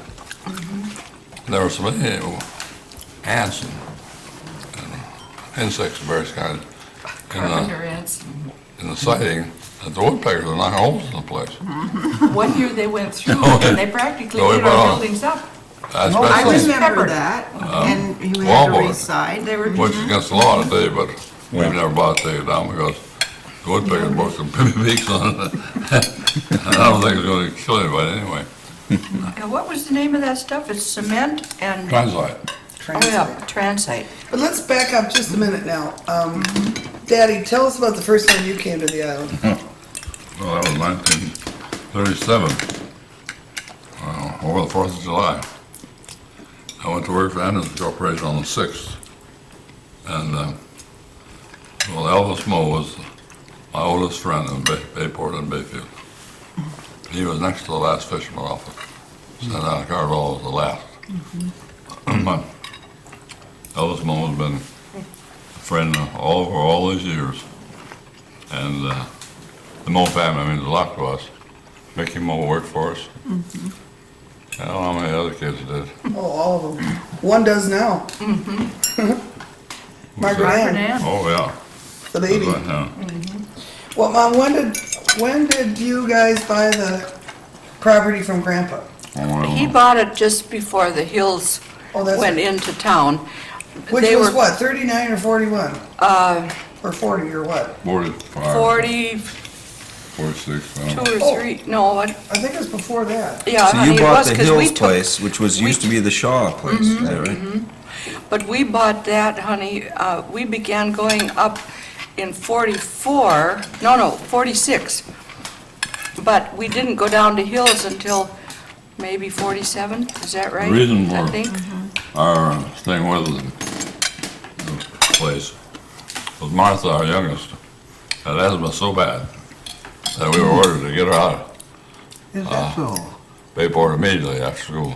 For goodness sake. And so that's the reason we kept her. Well, no, the She rule was just the other 2 way years around. old, but Yeah, but she was supposed to be out 9 months of the year. They could reverse it and be gone 3 months. I see.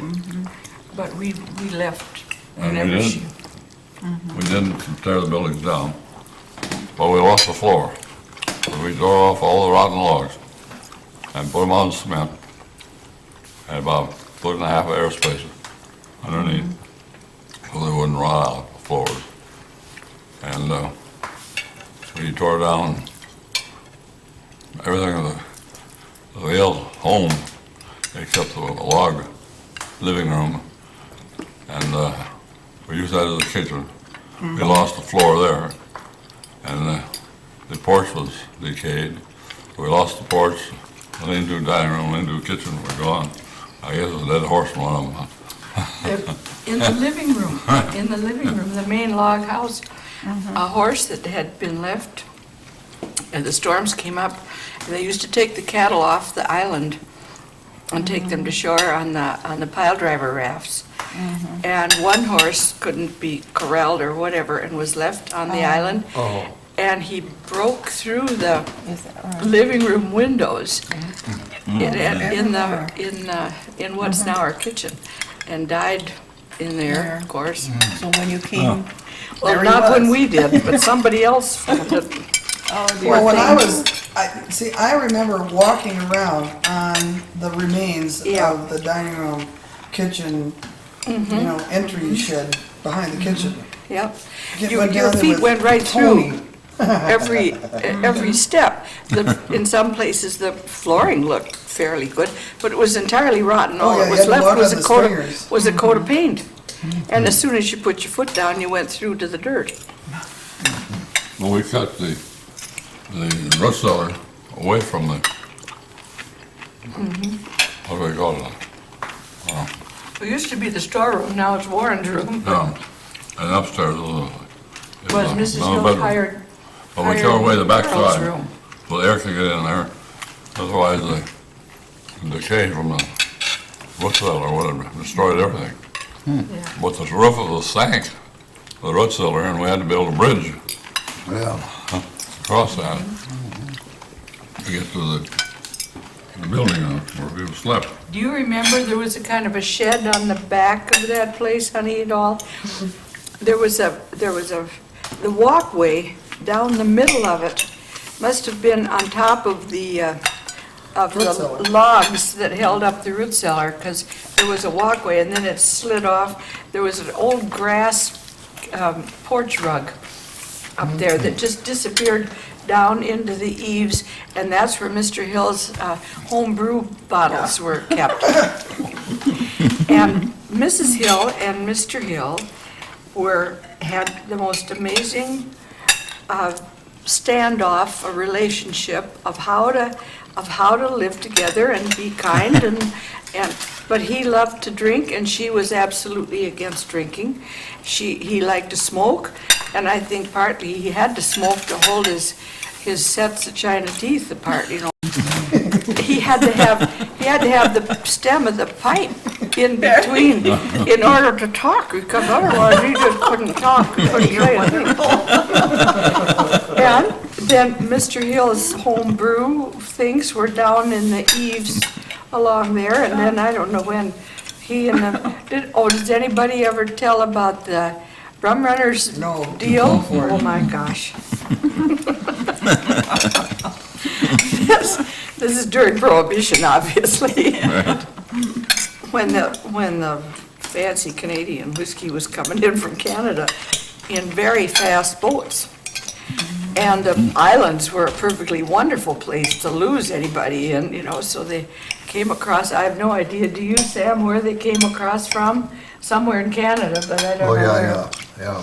And then they came to deliver their goods at a white house along Little Sand Bay, further around where there was a regular-looking Victorian house down by the shore. And it had a little porch on the front and a door and a window, and then some windows on the side, and these fast open boats used to come down and unload over there on the sand, and I don't think anybody ever saw them come in, but they sort of quietly knew that that's what they were doing. Well, when anybody finally got over, if you went over very close, you found out that the doors and the windows were painted on the white walls. It's a very nice-looking little house. You mean fake But doors? there were no operating doors or windows. That's where they came down with the bottles. Well, Mr. Hill and another man or two, I can't remember. Mrs. Hill's Mrs. Hill's brother and Mr. Hill were in this rum running deal, and they unloaded a lot of Canadian whiskey in the hayfield, at the far end of the hayfield, going toward East Bay, and they brought the whiskey up there, and I don't know, maybe Mrs. Hill just didn't acknowledge, but she may not have known about it. So what happened when the fire came? So, what? What Yeah. happened when the fire came? Then there was a very threatening fire started with lightning, which very often we found once while we were over there. But the lightning was starting up a pretty good fire, and it got into the hayfield and started coming toward the whiskey, and there were stone boats. People all know what a stone boat is, where they put, when you're setting up a field and it's got a lot of stones in it, you made this sledge sort of a thing to carry the stones out and either dump them in a pile in the middle or put them somewhere else. So they carried the whiskey across the road over toward we haven't ever talked about the Jordan garage either. We'll get there. Over toward the garage, or across the East Bay Road, and that stopped the fire from going across, and they saved the whiskey, but it was a mighty touch and go. They, I guess they didn't lose any, but they had, most of the people in East Bay were helping them lickety-split. They were working awful hard. But they weren't doing anything toward plowing to keep the fire intact. No, hell they no, just they were were getting the whiskey out Yeah, of they it. were getting the whiskey. They were hoping for rain and getting the whiskey out. Oh, get your priorities right here. Well, let me give you a little Yeah, sequence but- about that. John Shaw, who was then, he must have been, Mrs. Hill's the brother, and related, of course, to the original John Shaw. But one night, But the little boy? No, this is an adult. He suddenly appeared up at Lake Superior, Sand Island, at the Hill Dock, with this fine boat, not quite like the Bayfield yacht, but this was a real sturdy boat.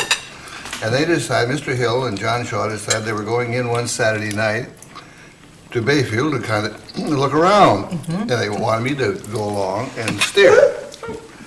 So we made Bayfield all right. And so I was in the boats until about 11:30 or quarter to 12. And some fellas, I guess, the knees kind of failed them as they walked down. And they were kind of having a little difficulty, but they got the engine started all right. And then it was up to me to find the raspberry light. The light. There was a buoy before you got to raspberry. And things were going on quite well. Unfortunately, everything was calm, as nighttime sometimes are. And the engine stopped. And I decided, of course, by this time, the only thing that was making any noise were two customers back in the hull of the boat. And I woke them up and said, something's got to be done. Well, their diagnostic capabilities weren't quite so evident right away. And they horsed around, and finally, as sun began to rise over the horizon, they decided that the water pump wasn't working, and so they would have to bail water from the lake and throw it into the hull of the boat, and there they could use a rubber hose to get it to the cooling section of the engine. And so I go back to the wheel, and the sun was coming up and the wind was beginning to blow. And fortunately, we got beyond Raspberry Light and headed for Sand Island and got back to the Hill Dock. And there was not much discussion. Well, in fact, there wasn't any activity carried on in regard to that engine for a couple of days. I thought that there was quite an episode with my mother. I went up to our cottage. My mother said, "For goodness sakes, where have you been?" I said, "I'll have to write you a letter later about it. It's a long story." Well, now, how old were you when that happened? Oh, that's marvelous. Or what year was that, roughly? Was that in the 20s? I think so. Were you in college? Oh, no. It was before I was in college. high school. I was in high school. It was one of the chores that I came up to perform. I wanted to get out of Hudson, so maybe something like this would come along, and it did. Then I don't go to Florida yet. Sure enough. Conservative Sam made gin in Harvard. Oh, beer. I've heard that story, yes, and the fire engines that resulted in. Oh, no. I'm impressed. I also polished the floors on my hands and knees No, it with wasn't paste much. wax. Yeah, paste wax. When we grew up in South End, Took they lessons wore a from flat Mother top. Jensch. There more kids and dogs around there saw in their life. There you got 50 cents a week. Wow. And Quarter, what are you talking about? all 50 cents. Was it 50 cents that we got out on the Yeah. point? Well, They honey, give it 10, after the quarter. I mean, you 10 get a quarter cents for to a the while. church, 10 cents to the savings. I think she had 30 cents to buy and spend. And she came in one day and said, all the kids down there were getting bigger allowance than she was. I said, I know that. I didn't say we were going to board. I said, I want you to be short of money, so they have to make a decision. Time and money. I have money. Yep. Good for you, Bill. Okay, I now. don't know whether it worked. Did it work? At all. It was a total bust when you get right down to it. No, you still understand it better than you would have. Well, that's certainly true, but I'm not doing it real well. Oh, I think. I'm always short of time and I'm always short of money, but it I isn't know, but because of look the what you're- reasons he thinks it should No, be. but look for the, What you're look for doing the with it, things though. you're getting with it. Yeah, what you're accomplishing, Right. we're, Well, now, talking about, we alluded to the Jordan. Let's get into the Jordan and that road. I want to hear about cars on Sand Island. Well, When did the Jordan come out to the island? And what was it? Well, yeah, what is this, Jordan? Yeah. Jordan was an open car, very fine engine, We had it in the boathouse. Remember Grandpa Halverson Yeah. on the Little Sand Bay? In fact, we used to, he had quite a garage arrangement there, 4 or 5 stalls. And we kept the Jordan in one of his stalls quite a while. And we could use it, you see, anybody wanted to go over, they could go in and get shopping done and so forth, come back out. The road was none too good, but it's passable. And What year finally, was the Jordan? When would that What have year been, was do the you think? Jordan? Beverly, do you recall? What year was it? I Was was it a only- 20s car or 30s, Yeah, it's a 20s car? 20s car. Oh, it Must was a be. gorgeous Maybe even a 20s teens car, 20s car. Or was it teens? What? Oh, Or teen. Might have been in the teens. I Or remember. early 20s, but certainly. Early 20s, I think. Very early, I mean, or late teens. It was Yeah, a yeah, dandy. yeah. But was it a Beautiful car. fancy, big car? Gorgeous. Running boards, top folded back, wasn't it? Oh, beautiful. When it left the island, Beautiful trunk on the back and Yeah. all that old fashioned stuff. And we brought it over to the island, as Betty mentioned that some animals were carried back and forth on the rafts of the Yeah, pile drivers. Well, we brought the you brought the car back. Jordans over on one of those rafts, and we put it up in this garage, which was not really what you call adjacent, but nearby to the pavilion, which was, that had been a kind of... Not very far from No, here. and that was kind of, that extra building was kind of a hay shed. A lot of hay was stored there. The hills needed a lot of cover for their animals. They used to have 2 and sometimes 3 horses, Oh, yeah. and 6 or 7 cows and a bull. And of course, they had chickens. And they used to keep pigs. those animals, pigs, keep those animals warm with hay. And in fact, their horse barn was really a great warm place. It was between the chicken section and the That's why they're cow, supposed to live with. cow section, yeah.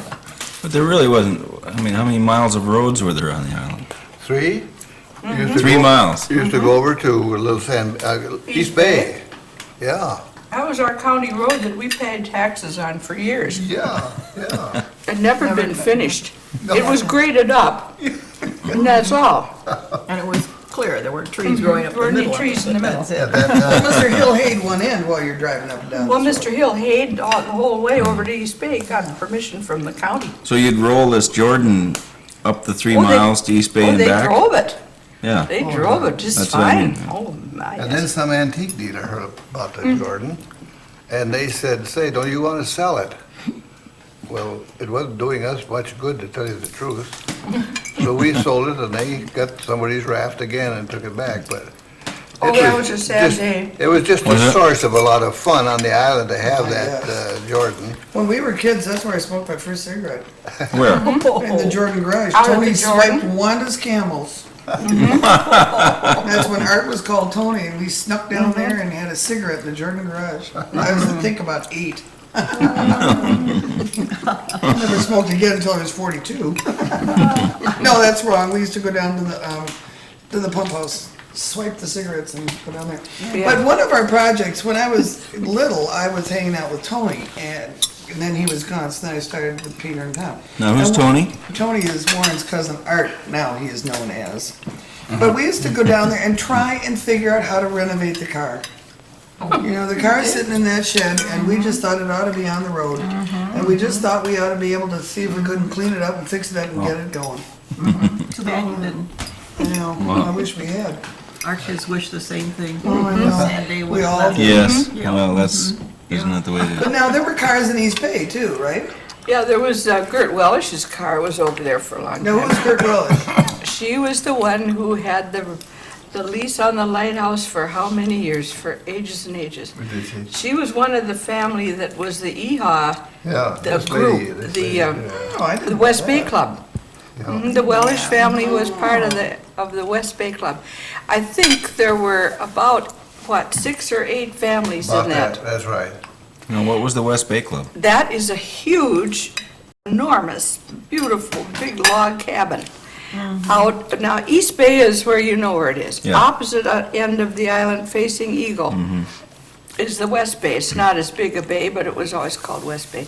And this beautiful big log cabin was built with the most gorgeous logs. Yeah. Huge, long Well, about logs. 70 feet long to be. It really was. It was just a gorgeous building. Now, when was that built? Do you know when it was built, Sam? You got any idea? I have no idea. It must have been before World War I, which started in 1917. The reason Yeah, I I would say think that so. was I would think a so. German couple came over, and they lived at West Bay during the war, which of course ended in November of 1918. But while they were there, the lady, member of the family, decided that there should be a third member. And sure enough, there was a baby to be born, and I'll give you 3 guesses who delivered the baby. Mrs. Hill. And she stayed with them, I guess, about a week. It was in early spring, as I recall it. Then they decided they needed a cow, these people down in West Bay, and I can remember there was a pretty good path. It really wasn't a formal road, but it was a pretty good path from the county road that went to East Bay, connecting to go all the way through to West Bay. And I can remember seeing him drag this poor cow down West Bay. Nobody was back of him to kind of touch the legs of the cow. They convinced the cow that going straight ahead was the desired travel that was intended.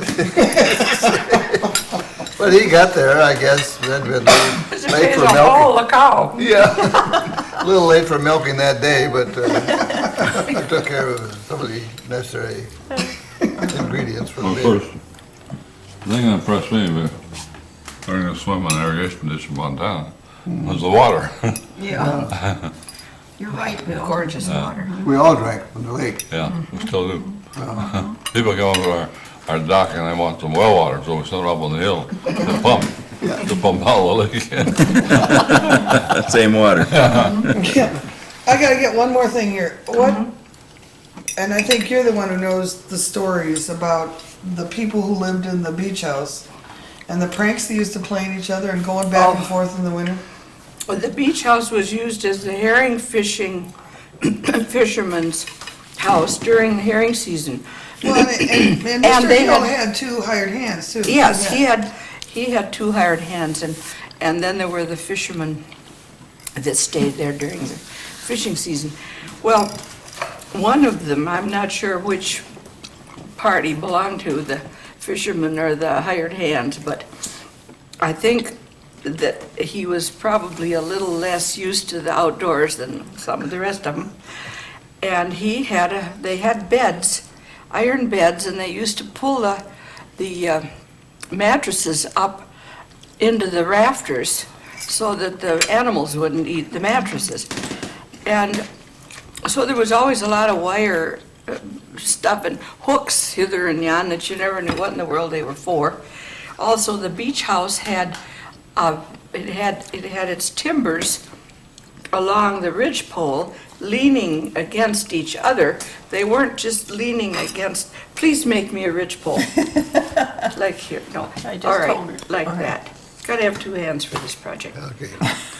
Because I have to have another one, you see. Oh, I'm sorry. So here, we're making the ridgepole here. Okay. And it's, in the olden days, they often had the ridgepole here Yeah, yeah. and nailed the timbers to it. Well, then they got smarter Yeah, they in just the did dickens this. and they nailed them to each other, but they needed a ridgepole up there to get it centered. So, knowing all that, they decided to cut the ridgepole in half partway down the beach house ceiling and put a flue up there from a what do you call it, the Wood a barrel stove. Well, No, what do you call them? I don't have a clue of that, Yeah, well, honey, it's those great big, there's a name for those darn things. Well, there's one right behind it. Yeah, no, but honey, the lengthwise. Oh, the other way. Yeah, a great big barrel lengthwise, they stoked it in one end and took the ashes out the other end. Oh, there's a name. Well, Oh, anyhow. point of the story. Anyway, the point of the story is that was that was the place also where they hung their clothes over that ridgepole to dry. And so there was wire and stuff all over in there and hooks to catch things. Well, somebody rigged up a little tiny whittled piece of wood to one of these hooks. And there were holes through the logs here and there, and the wind blew. And they got this little thing to going back like this and forth, and got a fiddle string Is that and right? fastened that from one log to the other, so that when the wind blew, this thing hit the string. And this guy that was a little slow that they were trying to tease, anyhow, he was always in trouble. Mhm. And so, The three, the two knew about it, the third guy didn't. yeah, he didn't, of course, he didn't think, he said, it's lovely music, isn't it? And, music? I don't hear anything. Well, just listen, there's music. Well, so much for that, they kept him going till he was just about crazy with that. Then they also cut a small tree and fastened it to a sled. And he was very interested in walking over to East Bay to visit one of the ladies over there. And they had tremendous long ropes on the thing, way, way back and way, way ahead. And they kept pace with him as he's walking, scared to death, walking down the East Bay Road. That tree is going. He got almost all the way there, and then he ran all the way back again.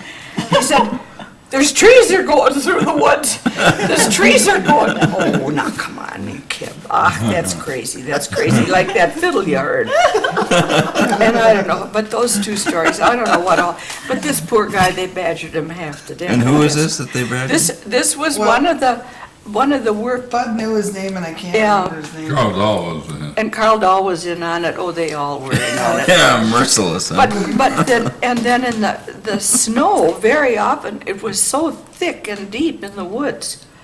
Because where the wind doesn't get at it, it's just fluffy stuff, you know, and on top of any little thing like this, you'd have a marshmallow about that high. And walking through on the East Bay Road, it made a ditch, sort of, that you walked in, but just a little bit next to you. So here's this tree was going right along next to. Well, I think the real story of Sand Island is the shop. Oh, yeah. We've been leaning for 50 years. Yeah, yeah. Longer. More than I that. can't believe that thing's still standing. And the new boathouse was built for Stephen Phipps. He had a railroad. And Yeah, Marine Railway. brought a pole boat up on land, and there was Yeah, yeah. a sheet metal siding and a door. And that blew down. They had somebody left the door apparently open, left the door open, and that thing was like a balloon. and it blew down. And the shop Some It blew. experience. was probably leaning even then. Yeah, And it's still there. It blew down on, with all this sheet metal stuff landed And on the 30 shop, didn't bother. 30 feet in width. The floor drops from 0 to 18 inches. Oh, it's worse now, Daddy. It's a lot worse now. But anything that would roll a And we use tile, that as a loft from the bedroom, but you have to I sleep know. with your head up, Bill. those that didn't find that out or believe it learned to Well, their now, sadness. when we rebuilt down at Hills, the first year we were, like 46, we were up at Grandpa's the whole time. But you started working down. Oh, sure. And I Okay, think, then- when did Grandpa buy it? I think about 42. So then the next year, So the about Hills moved into town. 47, about halfway through the year, we moved down to the Hills. Yeah, yeah. Now, tell us about the early days, Mom. Well, And let Ma tell this one for a while, Dad, then you chime in. But Yeah. her version is infinitely weirder than anybody else's. well, shall we say, we had the building lifted up. Which one? The beach house Right. was lifted up, and that had a pretty nearly solid wall of cement, because Carl Dahl had his lift engine out of his fish boat right alongside of the lean-to, which had been the store. And so he's outside of that. and he has his lift engine, and he borrowed the littlest cement mixer anybody ever saw. The thing is only about this big around and about yay long, and it had a hole on the front end about this big. A shovel full went in just fine. He had gravel on one side, sand on the other, water there, and cement in a sack.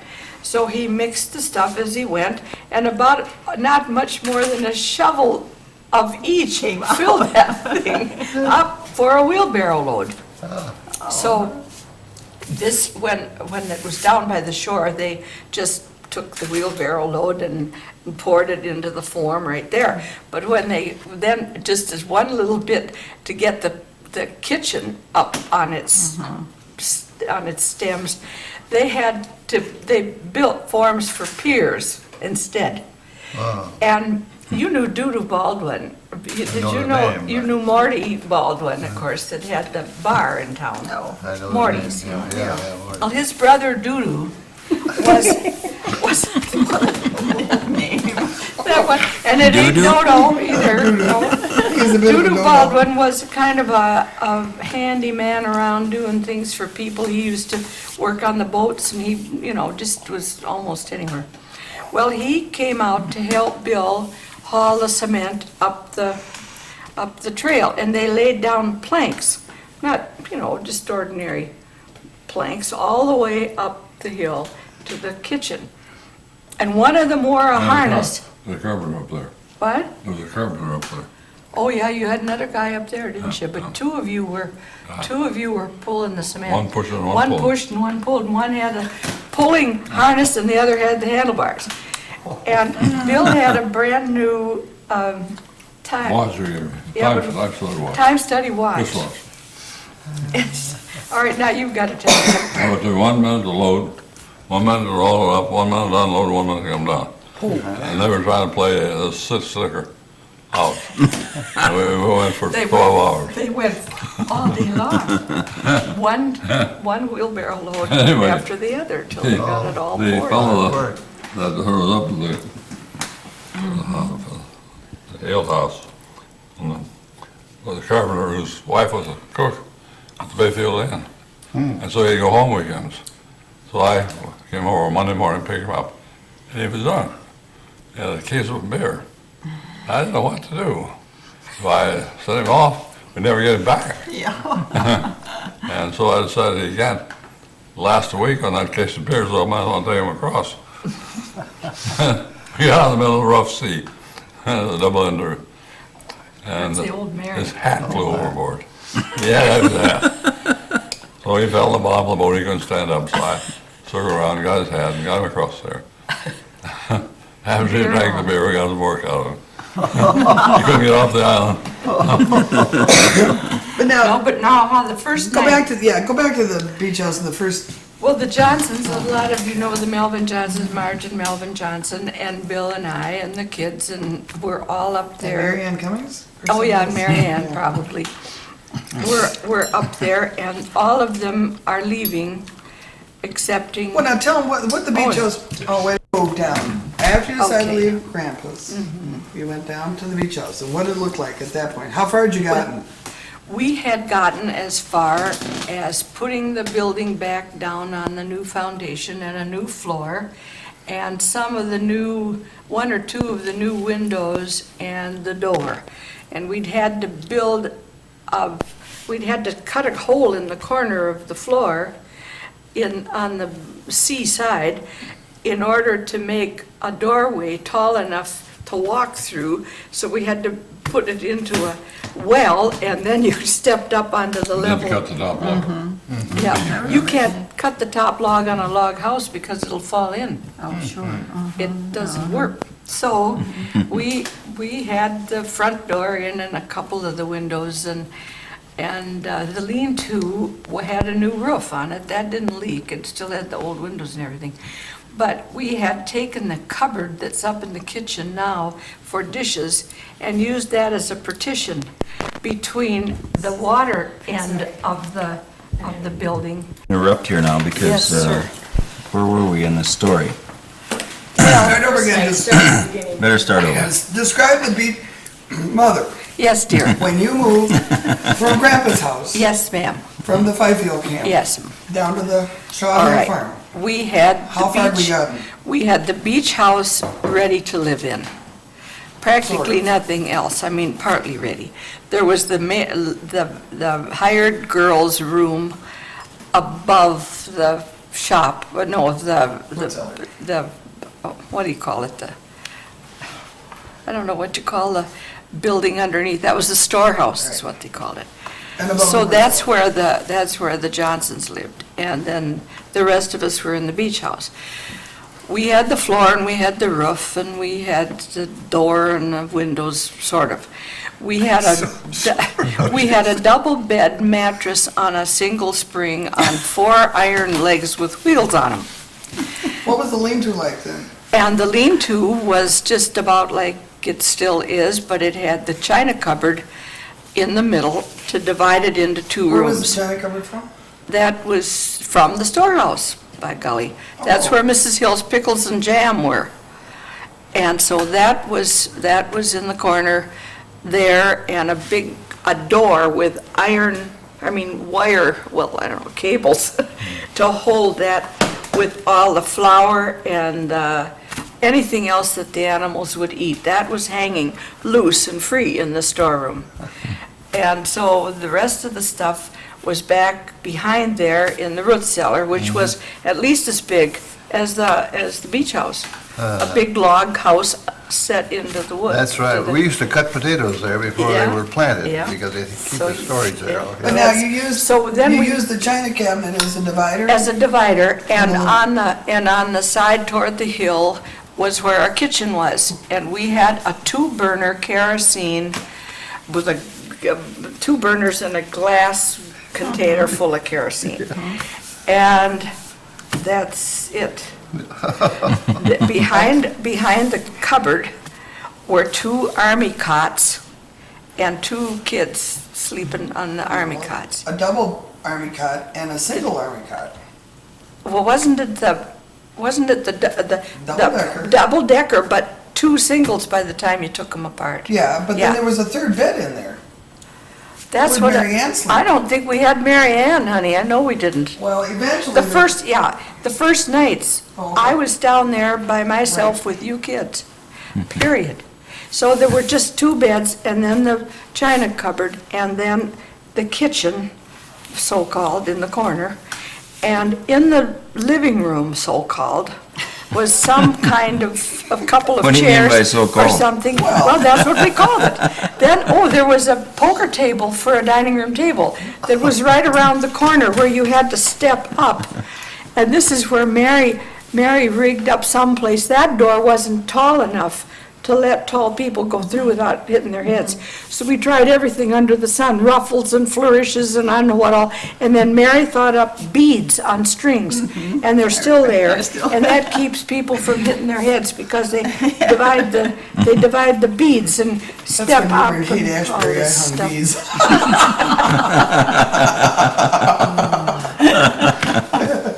So now we have a couple of chairs in there and our perambulating bed, that's going anywhere.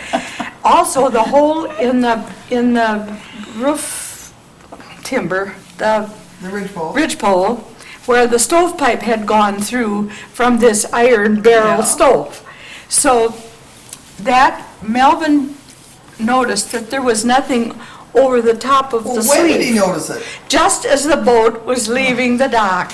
Thank you for the plugs, honey. Well, I mean, Because now, we were all down there all by ourselves, and now why was everybody leaving? they were leaving because the storm was coming up and they Yeah. had to go home to go back to Bayport. Yeah, it was Had to go Sunday back night. to work. It's Sunday early evening, late afternoon, something.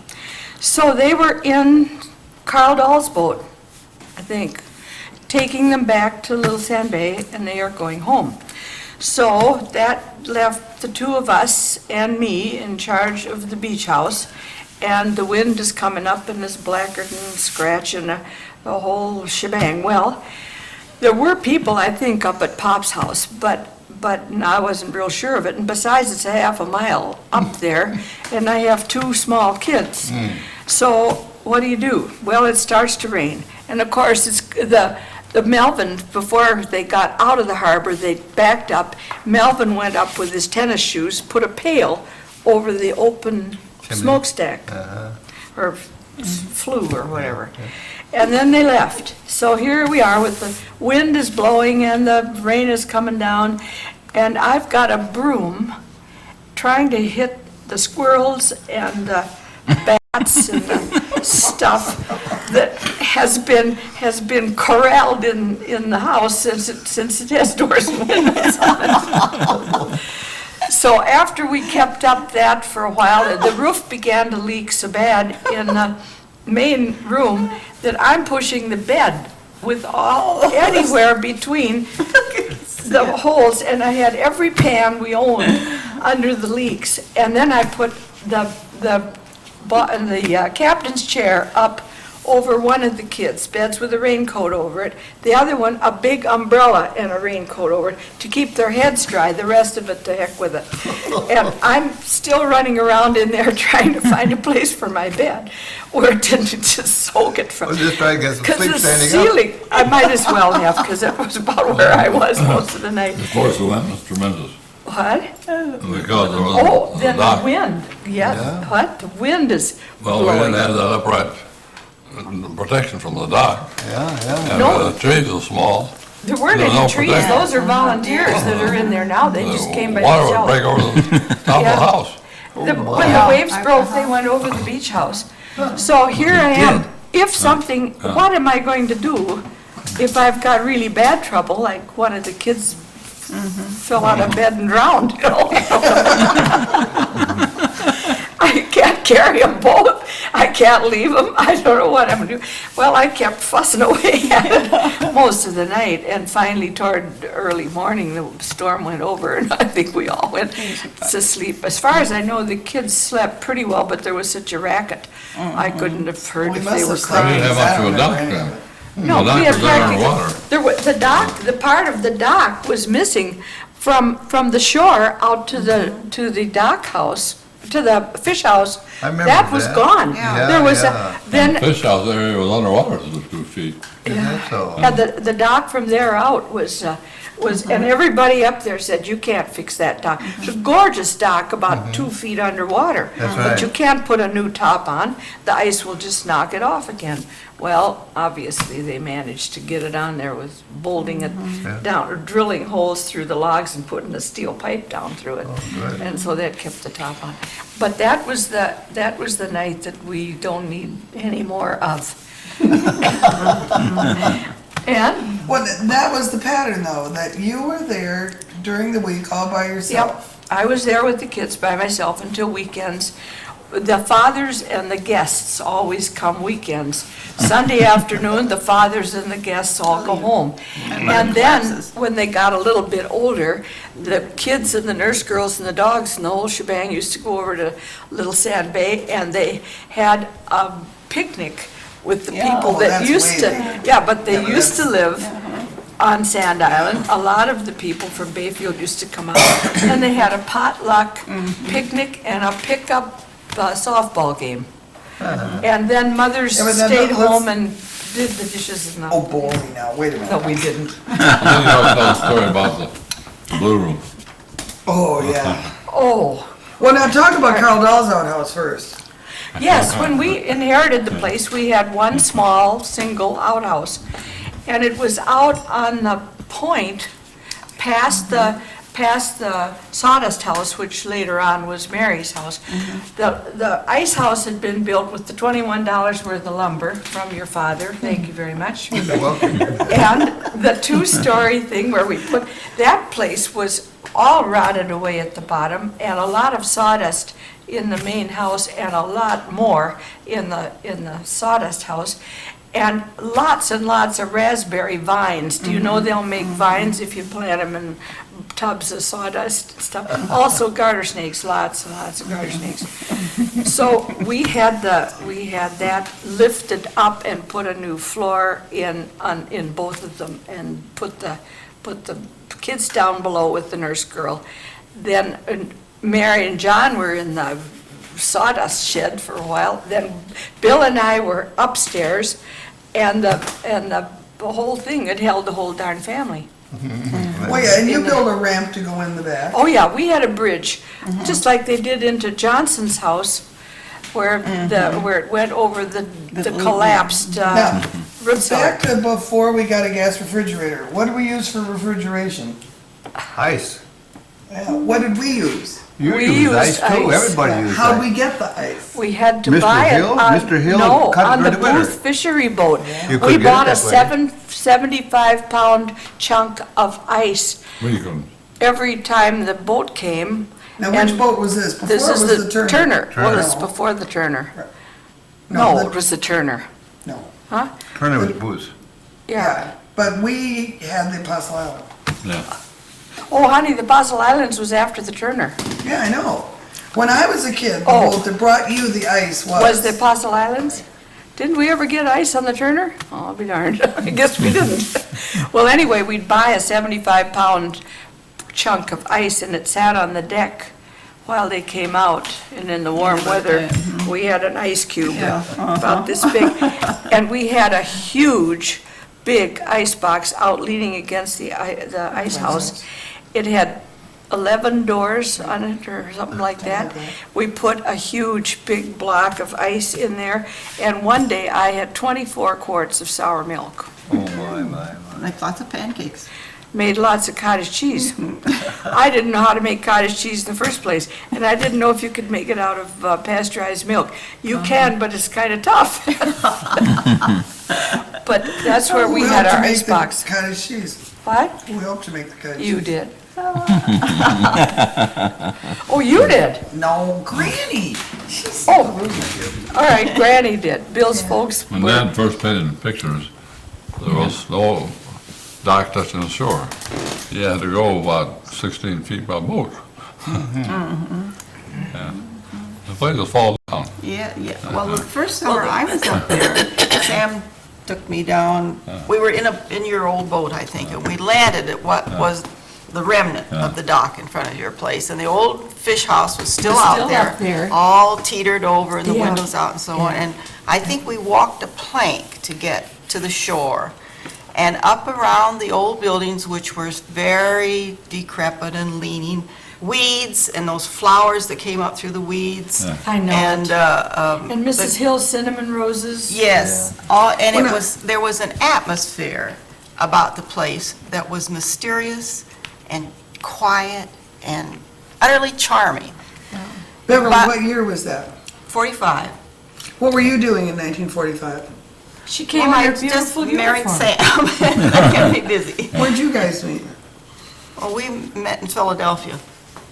And anyway, what I have always wondered, Betty and Bill, is why you felt such an attachment to what was there and the condition it was in. I know it. Why you didn't just wipe it out and start over. People have asked us, and I'll bet you we can't answer any better now than we could then.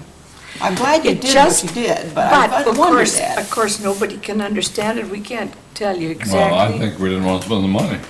Well, let me We suggest, spent 10 times as much trying to do I what think we've you done. probably did. let me suggest something else. Did you talk it over at all, or did you, or did We you just sort of fell into it. Of no, course, we no. really loved the Once the- stories and the people and It's not the accurate, history. Carl, and- we're responsible. Yeah, I think Let me suggest we just this. sort of fell into that part. Felt yeah. The Andersons have always played low-key, and as I understood, when they bought the Camp Stella place, that was no joy in the condition in which it was. And the Andersons weren't going to come up and paint the world. They made do with what was there.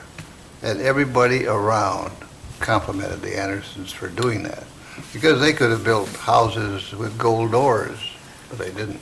Well, not then, they couldn't have. Not then. The Andersons have always had a reputation of low-key and I think we honorable had conduct. a sense that But that the place was of the unique. Yeah, And, Keep it the way it you was. made it that way.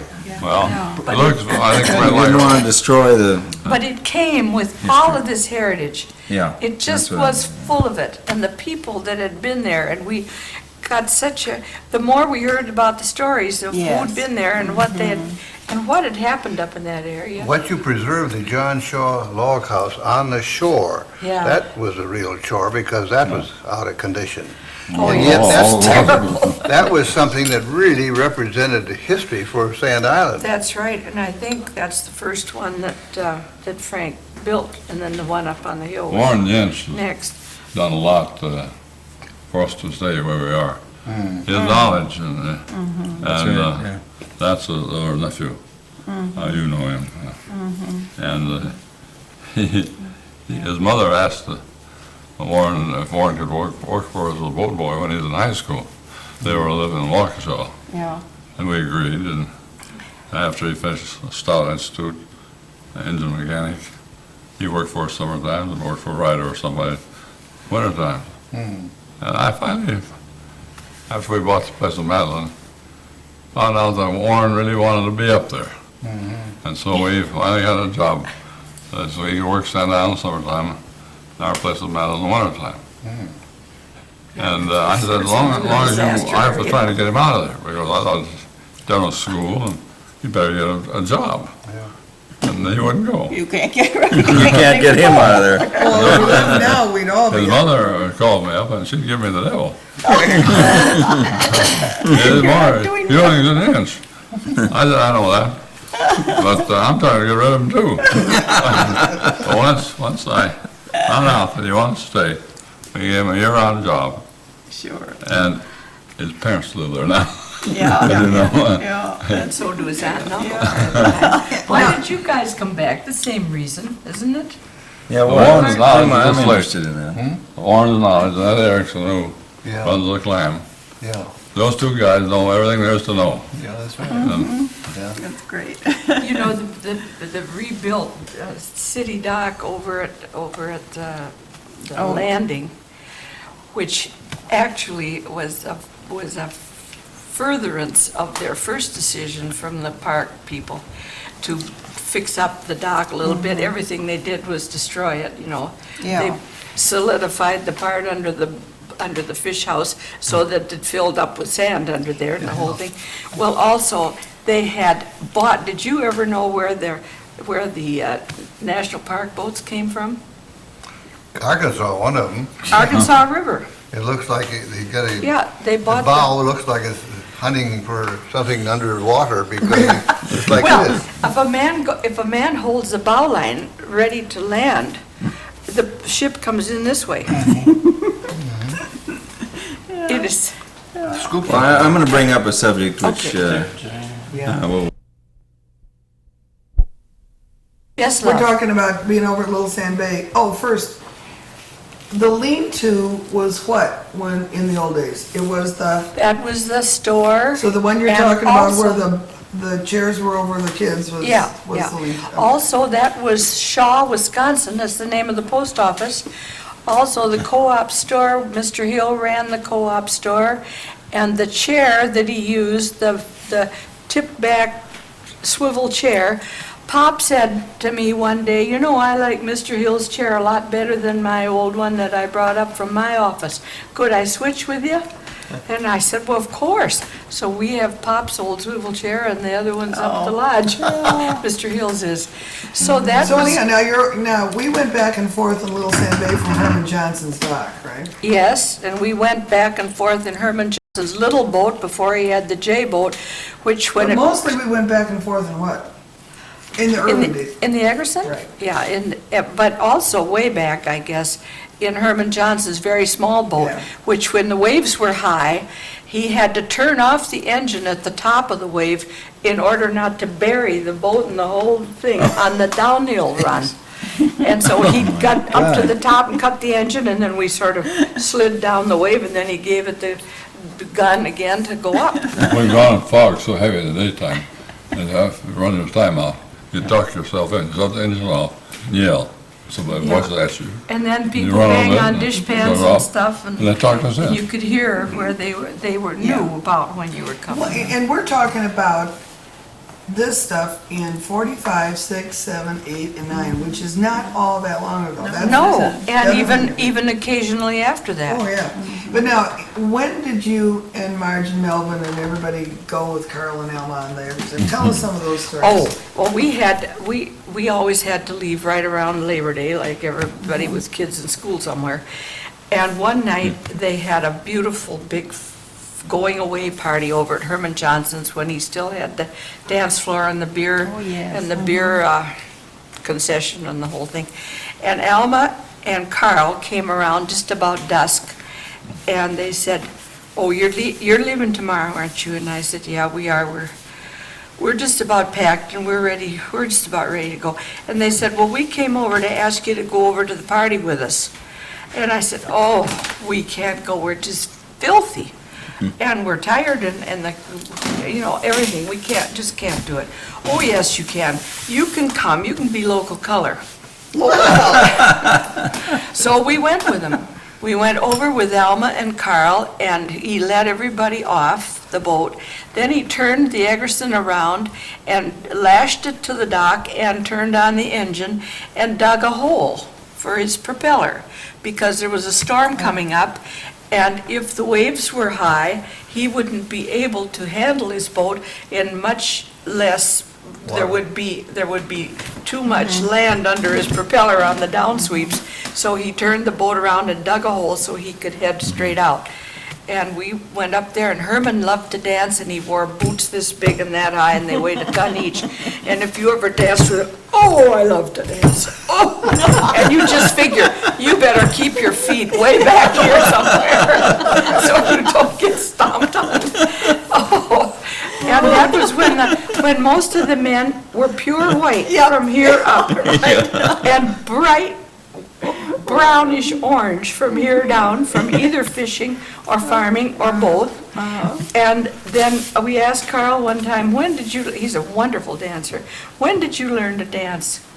And he said, "Well, I suppose about the time I could roll off the table and go it on my own." When he was a little kid, because they brought the little kids along, and they leaned them up against the edge of the wall where the booths were, And then that's how they learned to dance. Then the East Bay parties, when they danced all night. We got time for that real quick? Sure. When we had the words from the East Bay people that they had to build their houses, they had to build their houses with kitchens big enough for 2 squares of square dancing. So toward evening, everybody did the chores and took care of the animals, and the women all had to bring, the first thing they had to bring was their dishpan full of sandwiches made up. And then the kids came in a wagon or walked or on a sled or whatever. And then some of the men went ahead and took the kitchen apart. Took the kitchen at whosever party it's going to be. Set it all up in the yard. The stove and the whole thing. Because they had to have all that room for dancing. So they had a snack after they got over there, and then they started in the dancing. And the kids could stay as long as they could manage. And in the loft were all the coats and blankets and things. So the kids that couldn't make it up the ladder, somebody carried them up. And the ones that could make it on their own danced as long as they could, and then they climbed up. So at midnight, they had a big fest, really, and all the home brew and everything was going great. And if it was really cold, you went out to the stove and got warmed up, and then you came back in. The house was fairly warm, what with the dancing and everything. And the same thing happened. They danced until almost dawn. Then they woke up the kids, finished what there was to eat, and a lot of coffee. And then the men left to go fishing. The women went home and fed the animals, and then everybody went to bed. Excepting that the men, they took turns, I guess, going to sleep. We were going out with Carl one time, and he was sound asleep in his boat because we were right next to him, and he never saw us or heard us. And they set their line, and he was on his way home, so he used to just set the boat to go home, and it went home. Go to sleep. Was it after that party that you went out in the boat and went around the island? Oh, one other time. No, not that party, but another time. Carl had taken all the Jensch crowd and our crowd and some of his, and he was fascinated with Pop's favorite song. 'Twas Friday morn when we set sail. You remember that at all? Oh, How's it go? 'Twas Friday morn when we set sail, and we were not far from the land, when Captain spied a lovely mermaid with a comb and a glass in her hand. Oh, the ocean waves may roll, and the stormy winds may blow, while we poor sailors go skipping to the tops, and the landlubbers lie down below, below, below, and the landlubbers lie down below. Well, then there's a whole lot more. Yeah, that's a nice one. Oh, honey, oh, Lordy. remember that. He knew this song and Happy Wow. Birthday, and that's just about it. Well, Carl is taking us back to our place, and it's blacker than the dickens and nice and calm. So he said, say, let's go around the island. That was always what we loved to Yes, do if yeah. anybody wanted to. And then you got to teach me that song again. Because Carl could sing to beat the band, and he knew if he had some beer and whatnot, he could sing opera and he could recite poetry and everything else. Quite a guy. Oh, he really was just a prince of a guy. Brand was So- around Goma. Yeah, he did. Well, Last anyway, Christmas, all of a sudden, Is that right? he went on business on our beach. yeah, it's both died right Star. there. Well, the second, you want the two quick verses fast? Well, then up spoke the cook of our gallant ship, and a red-hot cook was he. I care much more for my kettles and my pots than I do for the bottom of the sea. Oh, the ocean waves may roll, and the stormy winds may blow, while we poor sailors go skipping to the tops, and the landlubbers lie down below. Then up spake the captain of our gallant ship, and a right good man was he. I married a wife in Salem town, and tonight she a widow will be. Oh, the ocean waves may roll, come on, and the stormy winds may blow, while we poor sailors go skipping to the tops, and the landlubbers lie down below. Then 3 times around went our gallant ship, and 3 times around went she. Then 3 times around went our gallant ship, and she sank to the bottom of the sea. Oh, the ocean waves may roll, and the stormy winds may blow, while we poor sailors go skipping to the tops, and the landlubbers lie down below, below, below, and the landlubbers lie down below. Well, you can understand why the Carlton Choir was much better when Betty was all around. 4 years, 4 short years she was a Carlton Choir. But that song and Happy Birthday, Pop, oh, and that evening song, one, that's all the songs he ever knew. Yeah. But now, Beverly, I gotta get to you and Daisy. Daisy's favorite song was Work for the Night is Coming. Yes. Never did we go to church, I believe, but what we did Yeah, is somewhere that's right. sing Work for the Night is Coming. And First Lord Jesus. But that's the And the motto of Battle of San the Juan. Republic. Yeah. yeah, but it was a fitting song for Daisy because she, that was her motto, I do believe, was work and keep things going, keep things clean primarily, and keep things Sure, Republic. tip-top order. And Daisy is who? Sam's mother. Now, And- was Sam's dad still alive when you came on the No, that's another little Father tale. died in 1936. Oh, okay. And I often heard Mr. Anderson say that the day that Sam's father died, he and Mrs. Anderson and some other couple, I believe, were driving up to the island. And they got the word when they were way up north, I guess by car radio, somehow they got the word. This, was a long time ago. And they felt they couldn't turn around and get back in time to do anything of any real help. And they were coming up with a load of pine trees to plant. So they decided to go on to Sand Island, and all the pine trees around the Savona, they planted in Charles Campbell's name, Charles Jensch's Jensch's name. name. I know. I've always And thought they're of that when I beautiful. look at those beautiful trees. They are, they're Yeah. just beautiful.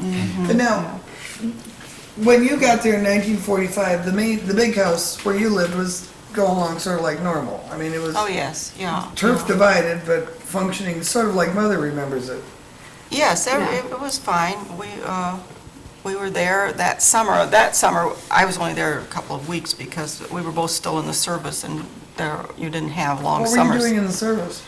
Well, we were both in the Saving the Coast day for Guard. Philadelphia. Yes, we were saving Philadelphia from the Germans and whoever else. What Beverly was part of the crew, the first surrender by the Germans of any ship. It was a submarine off the Delaware River, down around Lewis, Delaware, wasn't it? Yeah. And Beverly was among the crew that boarded the ship and took charge to see that it wouldn't escape and get back out into the ocean and damage the... No, I was not. I did fly in a helicopter over it as the process was going on down there. I was part of in the public information office, and so I was able to go out and see some of these things. But that had nothing to do with Sand Island. But, It's interesting. Of course it does, I remember. But now, when you first came up and Daisy was still in good form, you listened to a lot of the stories she had to tell too. Yes, I wish I could remember more of them in great detail. Mostly I remember Daisy herself, Yeah. because she was Tell us such about her, a 'cause she was really strong something. character. And she had strong opinions, and she enunciated them. She wasn't holding back on anything. And she expected things from you, and because she expected them, you did them, whether you wanted to or not. And she always served, as you had noted, a marvelous meal at noon, and served it elegantly.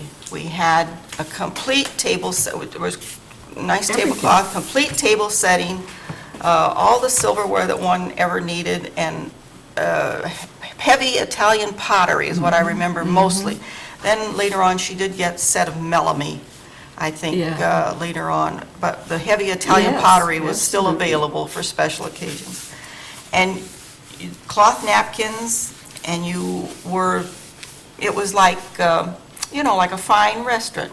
Sand Island? This is on My Sand i- Island. Yeah, My idea absolutely. of an island is your tenting in a Roughing sense. it. Yeah. Not Daisy. It was done No, properly. It was proper. It was very proper.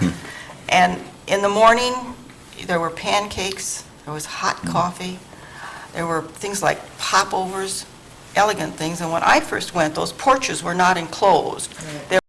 There were screens, full-length Yes, screens, yeah. and great canvases that rolled down, clumped to the floor if it was a rainy, bad day. Absolutely. And coffee never tasted so good anyplace. Nothing made it so much better, but Anderson Windows closing off all of the I know, porches at night. but there's part of the flavor that got left outside. Well, in a way, but it was nice to have that enclosure. And Daisy always rested in the afternoon, and when she got up, she dressed. There was no... Went swimming in the ice water, I mean, the Yes, lake. she would go swimming. What do you mean, when she got up, she dressed? She dressed formally. I mean, you got your proper clothes on. You didn't go in your kitchen garment with any... Ever. No. In the Even on the afternoon, island? Nope. in the not ever. afternoon, you were properly garbed. And you came out and you sat on the porch and you chatted, and she read a great deal. She read Proust, and she read things that most of us never cracked the cover on. And she was very interested in what was happening in the world. I remember one time after we were living in Maryland, the phone rang one evening, and Sam answered the phone and cracked like that. It's Daisy, and she said, "Who is going to make this, how is this congressman going to vote on such and such an issue?" There was no introductory hello or anything else. It was just, what's going to happen there in Washington, you know? And are you responsible? You better do it. We'll find out. Yeah. And I remember that one afternoon, one late summer afternoon, Sam and I walked from our cottage, back of the big cottage, on our way down the line somewhere. And Wanda was inside that back window. The porches were enclosed then. This was fairly late, not too many years before Daisy died. And Wanda was inside that back window, right by that Victrola. And she was washing windows, like this. And she looked out at us and she gave us that look like, here we are, Well, it was about 2 days before closing up. and going home for the winter. The windows were washed. It was going to be clean for the winter. She was a very determined and a warm character. Absolutely. And she You couldn't had, survive without the New York Herald Tribune, though. right? That had to come and bring She had an the influence on Republican. you, Sam? Well, I don't know, you mean about working all the time? You know about anything, I'm just wondering, I mean, But did she help you Yeah. make the home brew when you were at Harvard? Or what? No. Please don't bring Harvard into it, because I just received a letter from, I'm sure it was a form letter, but it was signed by Lawrence Tribe, who argued this constitutionality of the special prosecutor. And he said, we're making a survey, what can we do to restore the law school to its preeminence? I was telling Beverly if I could just shake the profanity out of what I like to say, and I could write a reply. Well, I wrote a reply the other day. I hope I left it, but I tried to convey the thought that it might have been conveyed by profanity, because I think the thing has gone down the dregs, and they've got a crew in there that think they're others themselves, and we heard Derek Bach this spring just before we came up here, and he, I think, is feeling the heat that he's not had supervision over the law school like he should have, but he did intrude into the business school some years ago, and there's a book out about the changes that were made for the better there. And I try to We're get... off of Sand Island. Yeah, we gotta get. no, but I think this, is this strain attributable to Daisy? To some extent, yeah. I think I so. would think so. Yeah, I think so. If there's Yes, to something, speak out about Huh? That's right, well, that's it. yeah. It really That's is. right. Moon was bigger on Sand Island. Oh, yes, do you remember that? it. Did you notice the moon is bigger on Sand Island? No, come on. It isn't that it isn't that it looks bigger, it really is. This is Mrs. Jensch. Yes. The moon is bigger on Sand Island. She's telling you that. Yeah, And you believe, absolutely. did you believe her? Oh, well, you better just hold on. You better not doubt it. You better not doubt it. Also, she didn't like the water to go on for Oh. boat rides. Oh, She didn't. No. And she She was came quite over little. and she stayed and she went home and that was it. Yeah. And On she an didn't island. care for the water. She loved everything else, I She liked to guess. swim, she was a pretty good swimmer, too. Yeah, but she Oh, didn't I want know, to some go of in the my boat. strongest memories of her Or coming down the swimming, or path. going to In beat her the bathing band. suit with her towel You over her arm bet. and her little rubber booties on. And then, The first story I remember, Mel and Johnson and I were rolling poles up on on an oil, oil drum to build a bridge across the gully. Mel had his fly open. this is a very Sitting there, old-fashioned pair of trousers that he'd left up there, and I laughing. think the buttons even were And he missing. finally found out what was going on. He said, oh, well, look like a horse, might as well work like a horse. So it became two-horse bridge. Yeah, that's Name named what? Two-Horse Bridge. Two-horse It's still named Two-Horse Bridge. That's where it comes from. I was wondering why. Yeah. Did we get that?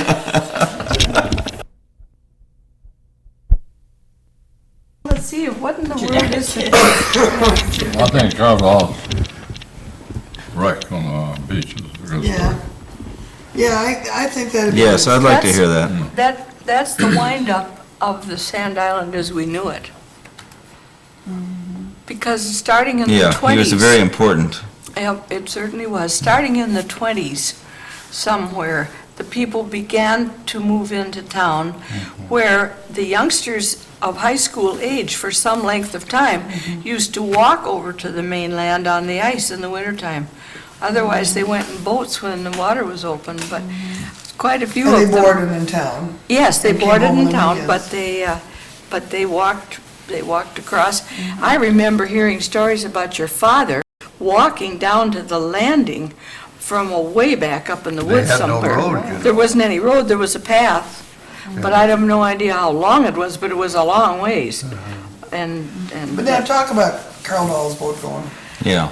well, Carl Dahl's beautiful Eggerson was a treasure for all of us, and the fishermen, when they were around these parts, were a great deal of help to us as well as and the Booth fisheries boats began to fade as the fishing faded, and the fishermen were still out here, but they weren't fishing masses of fish with their fish houses and everything like that. Well, except that before 1950, we got our groceries off the Apostle Island. That's right. And then I remember hearing somebody say, I think it was Wanda, we forgot to send in the grocery list. Will you please take it? This was some guests of somebody. Would you please take the list and stick it under the door? So that they'll find the list and they'll send our groceries out on the Booth boat. Anyway, talk about, And Carl's beautiful boat, he used to bring it over, they all did in the fall. They used to keep their boats around our dock and the Bayfield dock. But one year, he knew he was the last one out here fishing. All the rest of them had moved into town or quit fishing or fished a little bit from town. And Carl brought his boat over and tied it to Pop's dock when there was going to be a northeaster, because East Bay was not any protection in a northeaster. So he tied his boat there. He was the last one fishing out here. He went into town in the dead of winter off and on, but most of the time he was the last one out here. Well, he brought the boat over and tied it up, and he sensed that the wind had shifted, and we used to get brutal storms from the west. They were short, but they were divils. They were just awful. Carl heard the branches blowing differently over at East Bay, and he came pell-mell down the East Bay Road. Which is 1.25 miles long. And in the storm, and pumping into the wind and the whole bit. One bowline had already... Well, wait a minute, where was he when he saw that? Oh, he was at the top And then of go. the East Bay Road, at the end of the road, out right partway up between our house and Bayfield. So he was worried about his boat. And yes, he knew, he heard the wind, and he came over as fast as he could, and he got to the top of the hill, looked down into the harbor, and the bow line had already severed. And he started to race down the road and try to get out on the dock and try to do something with his stern line, and that parted just when he was getting to the dock. And he had nothing, could do nothing but watch his boat pile up on the beach and be battered half to pieces. And they did haul it in later on. They managed to cover the holes with canvas and filling and one thing and another, and then get a lot of heavy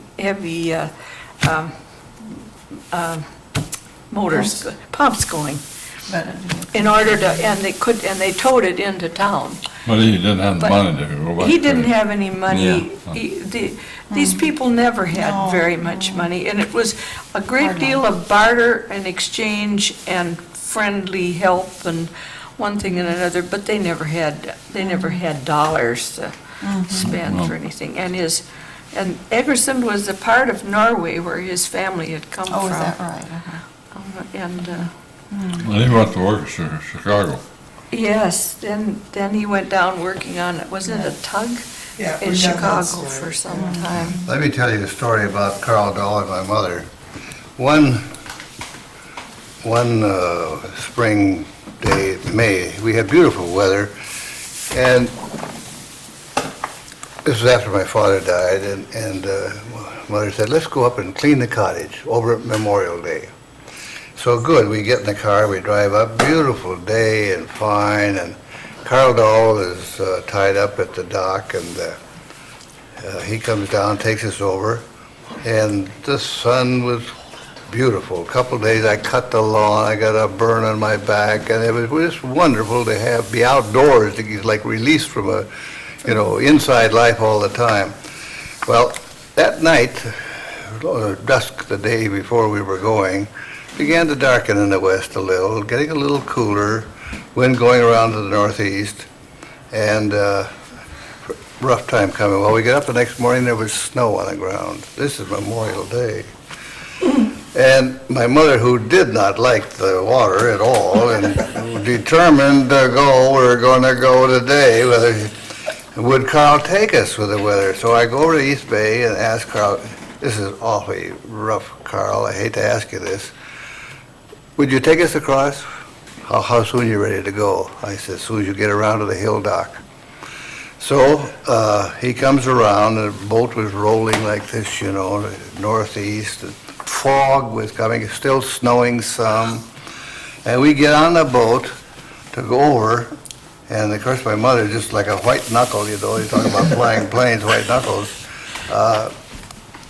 He had his compass set, and we got up beyond the point that you're Huling Point now, and he watched the roll of the waves, you know, the northeast, but after a while he couldn't see from his wheelhouse because the snow was just blanketing the glass. So he opens the window and he sticks his head out, he watches the compass, he watched the roll of the waves of the boat.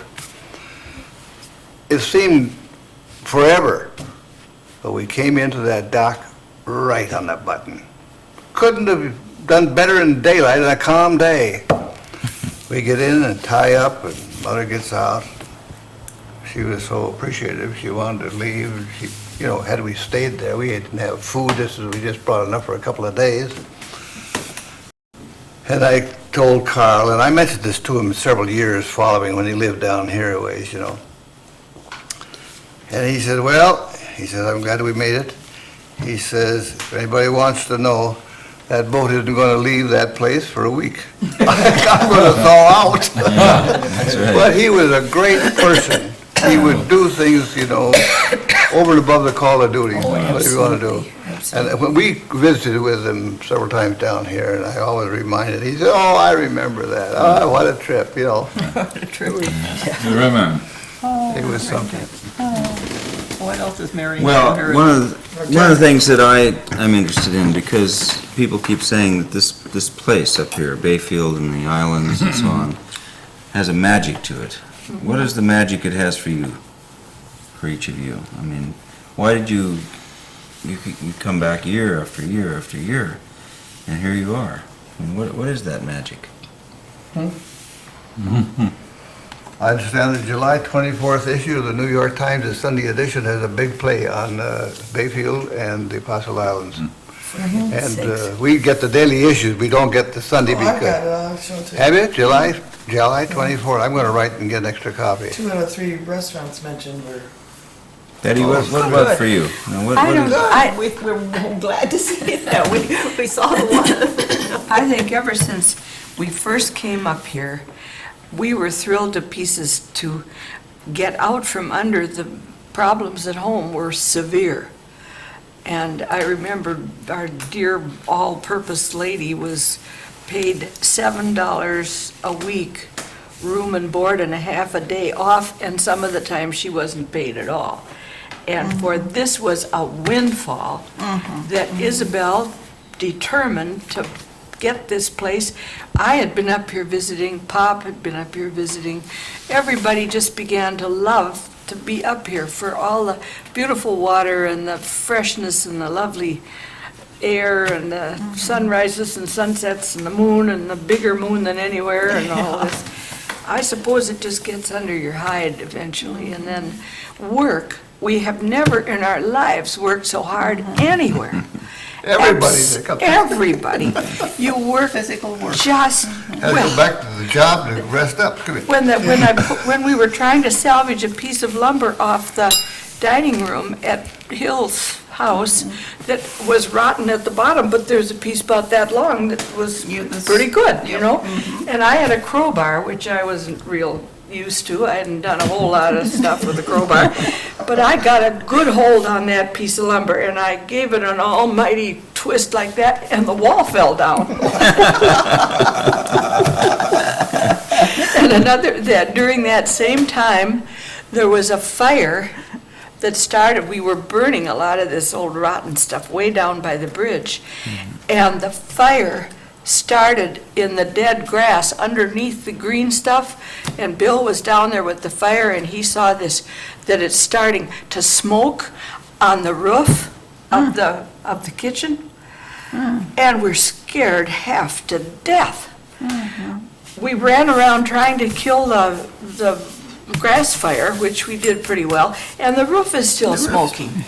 Well, it was steam coming off the roof, but we were awful glad we hadn't burned the place down, while we're at it. So it's things like that where you have worked your heart out, and then you land somewhere where it's possible to live, and you never would have dreamed you could live like that. You can live like that just fine, and it means more to you because you worked so hard to get it that way. Yeah, I think that's part of it. Well, all sailors come from the dry land. And I think the real appeal of this area is the lake. Yeah. The problems of coping with the weather Yeah, and circumstances. That's the challenge. yeah. There's something winning. fundamental about it. Yeah, and winning. No. Which, Winning. when you're smart enough or able enough or lucky enough to make it go, then it's that much more I was the fourth precious. sailboat out of Bayfield. What? Fourth sailboat. Yeah. Actually, you were probably the first when you get right down to it. Yeah, but Count the fourth one in the yacht club, Yeah. when they formed, and you had to have 4 members Yeah. to is have to a me, too. yacht club charter.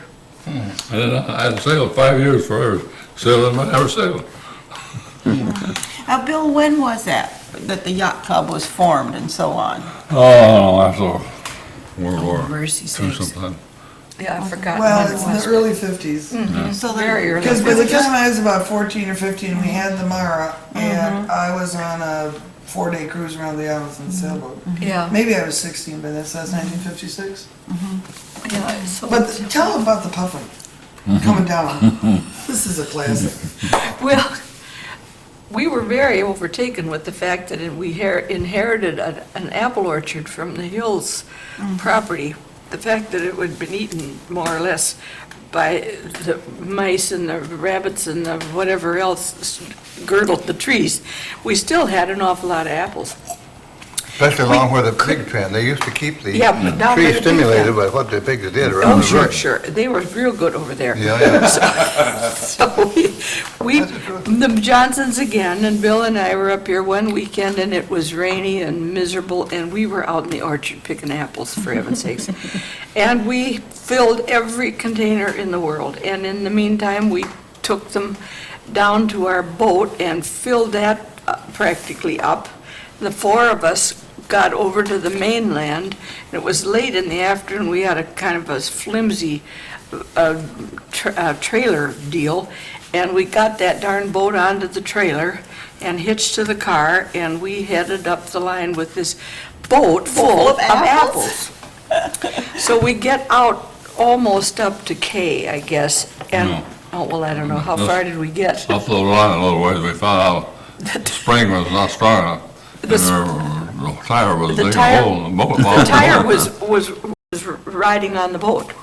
So Melvin and Bill went and got some wood off somebody's wood pile and jammed the springs, they were leaf springs, pushed them up and got wood in there Yeah. so that it wouldn't be wearing on the boat. So by then it's almost getting toward dark, and we start driving for home, pulling this darn boat full of apples. And Melvin and Bill and I all took turns driving, and we drove, and we drove, and we drove.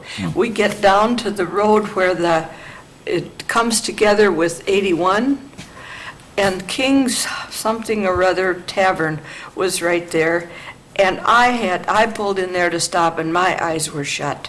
It was raining and the wind blowing, 70-mile-an-hour wind. Oh, my.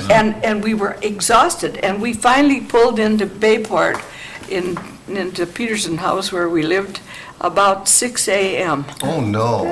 with that cotton picking Yeah, but now is this the boat. puffin? Yeah, this is the All right, but puffin. now how'd you get the puffin?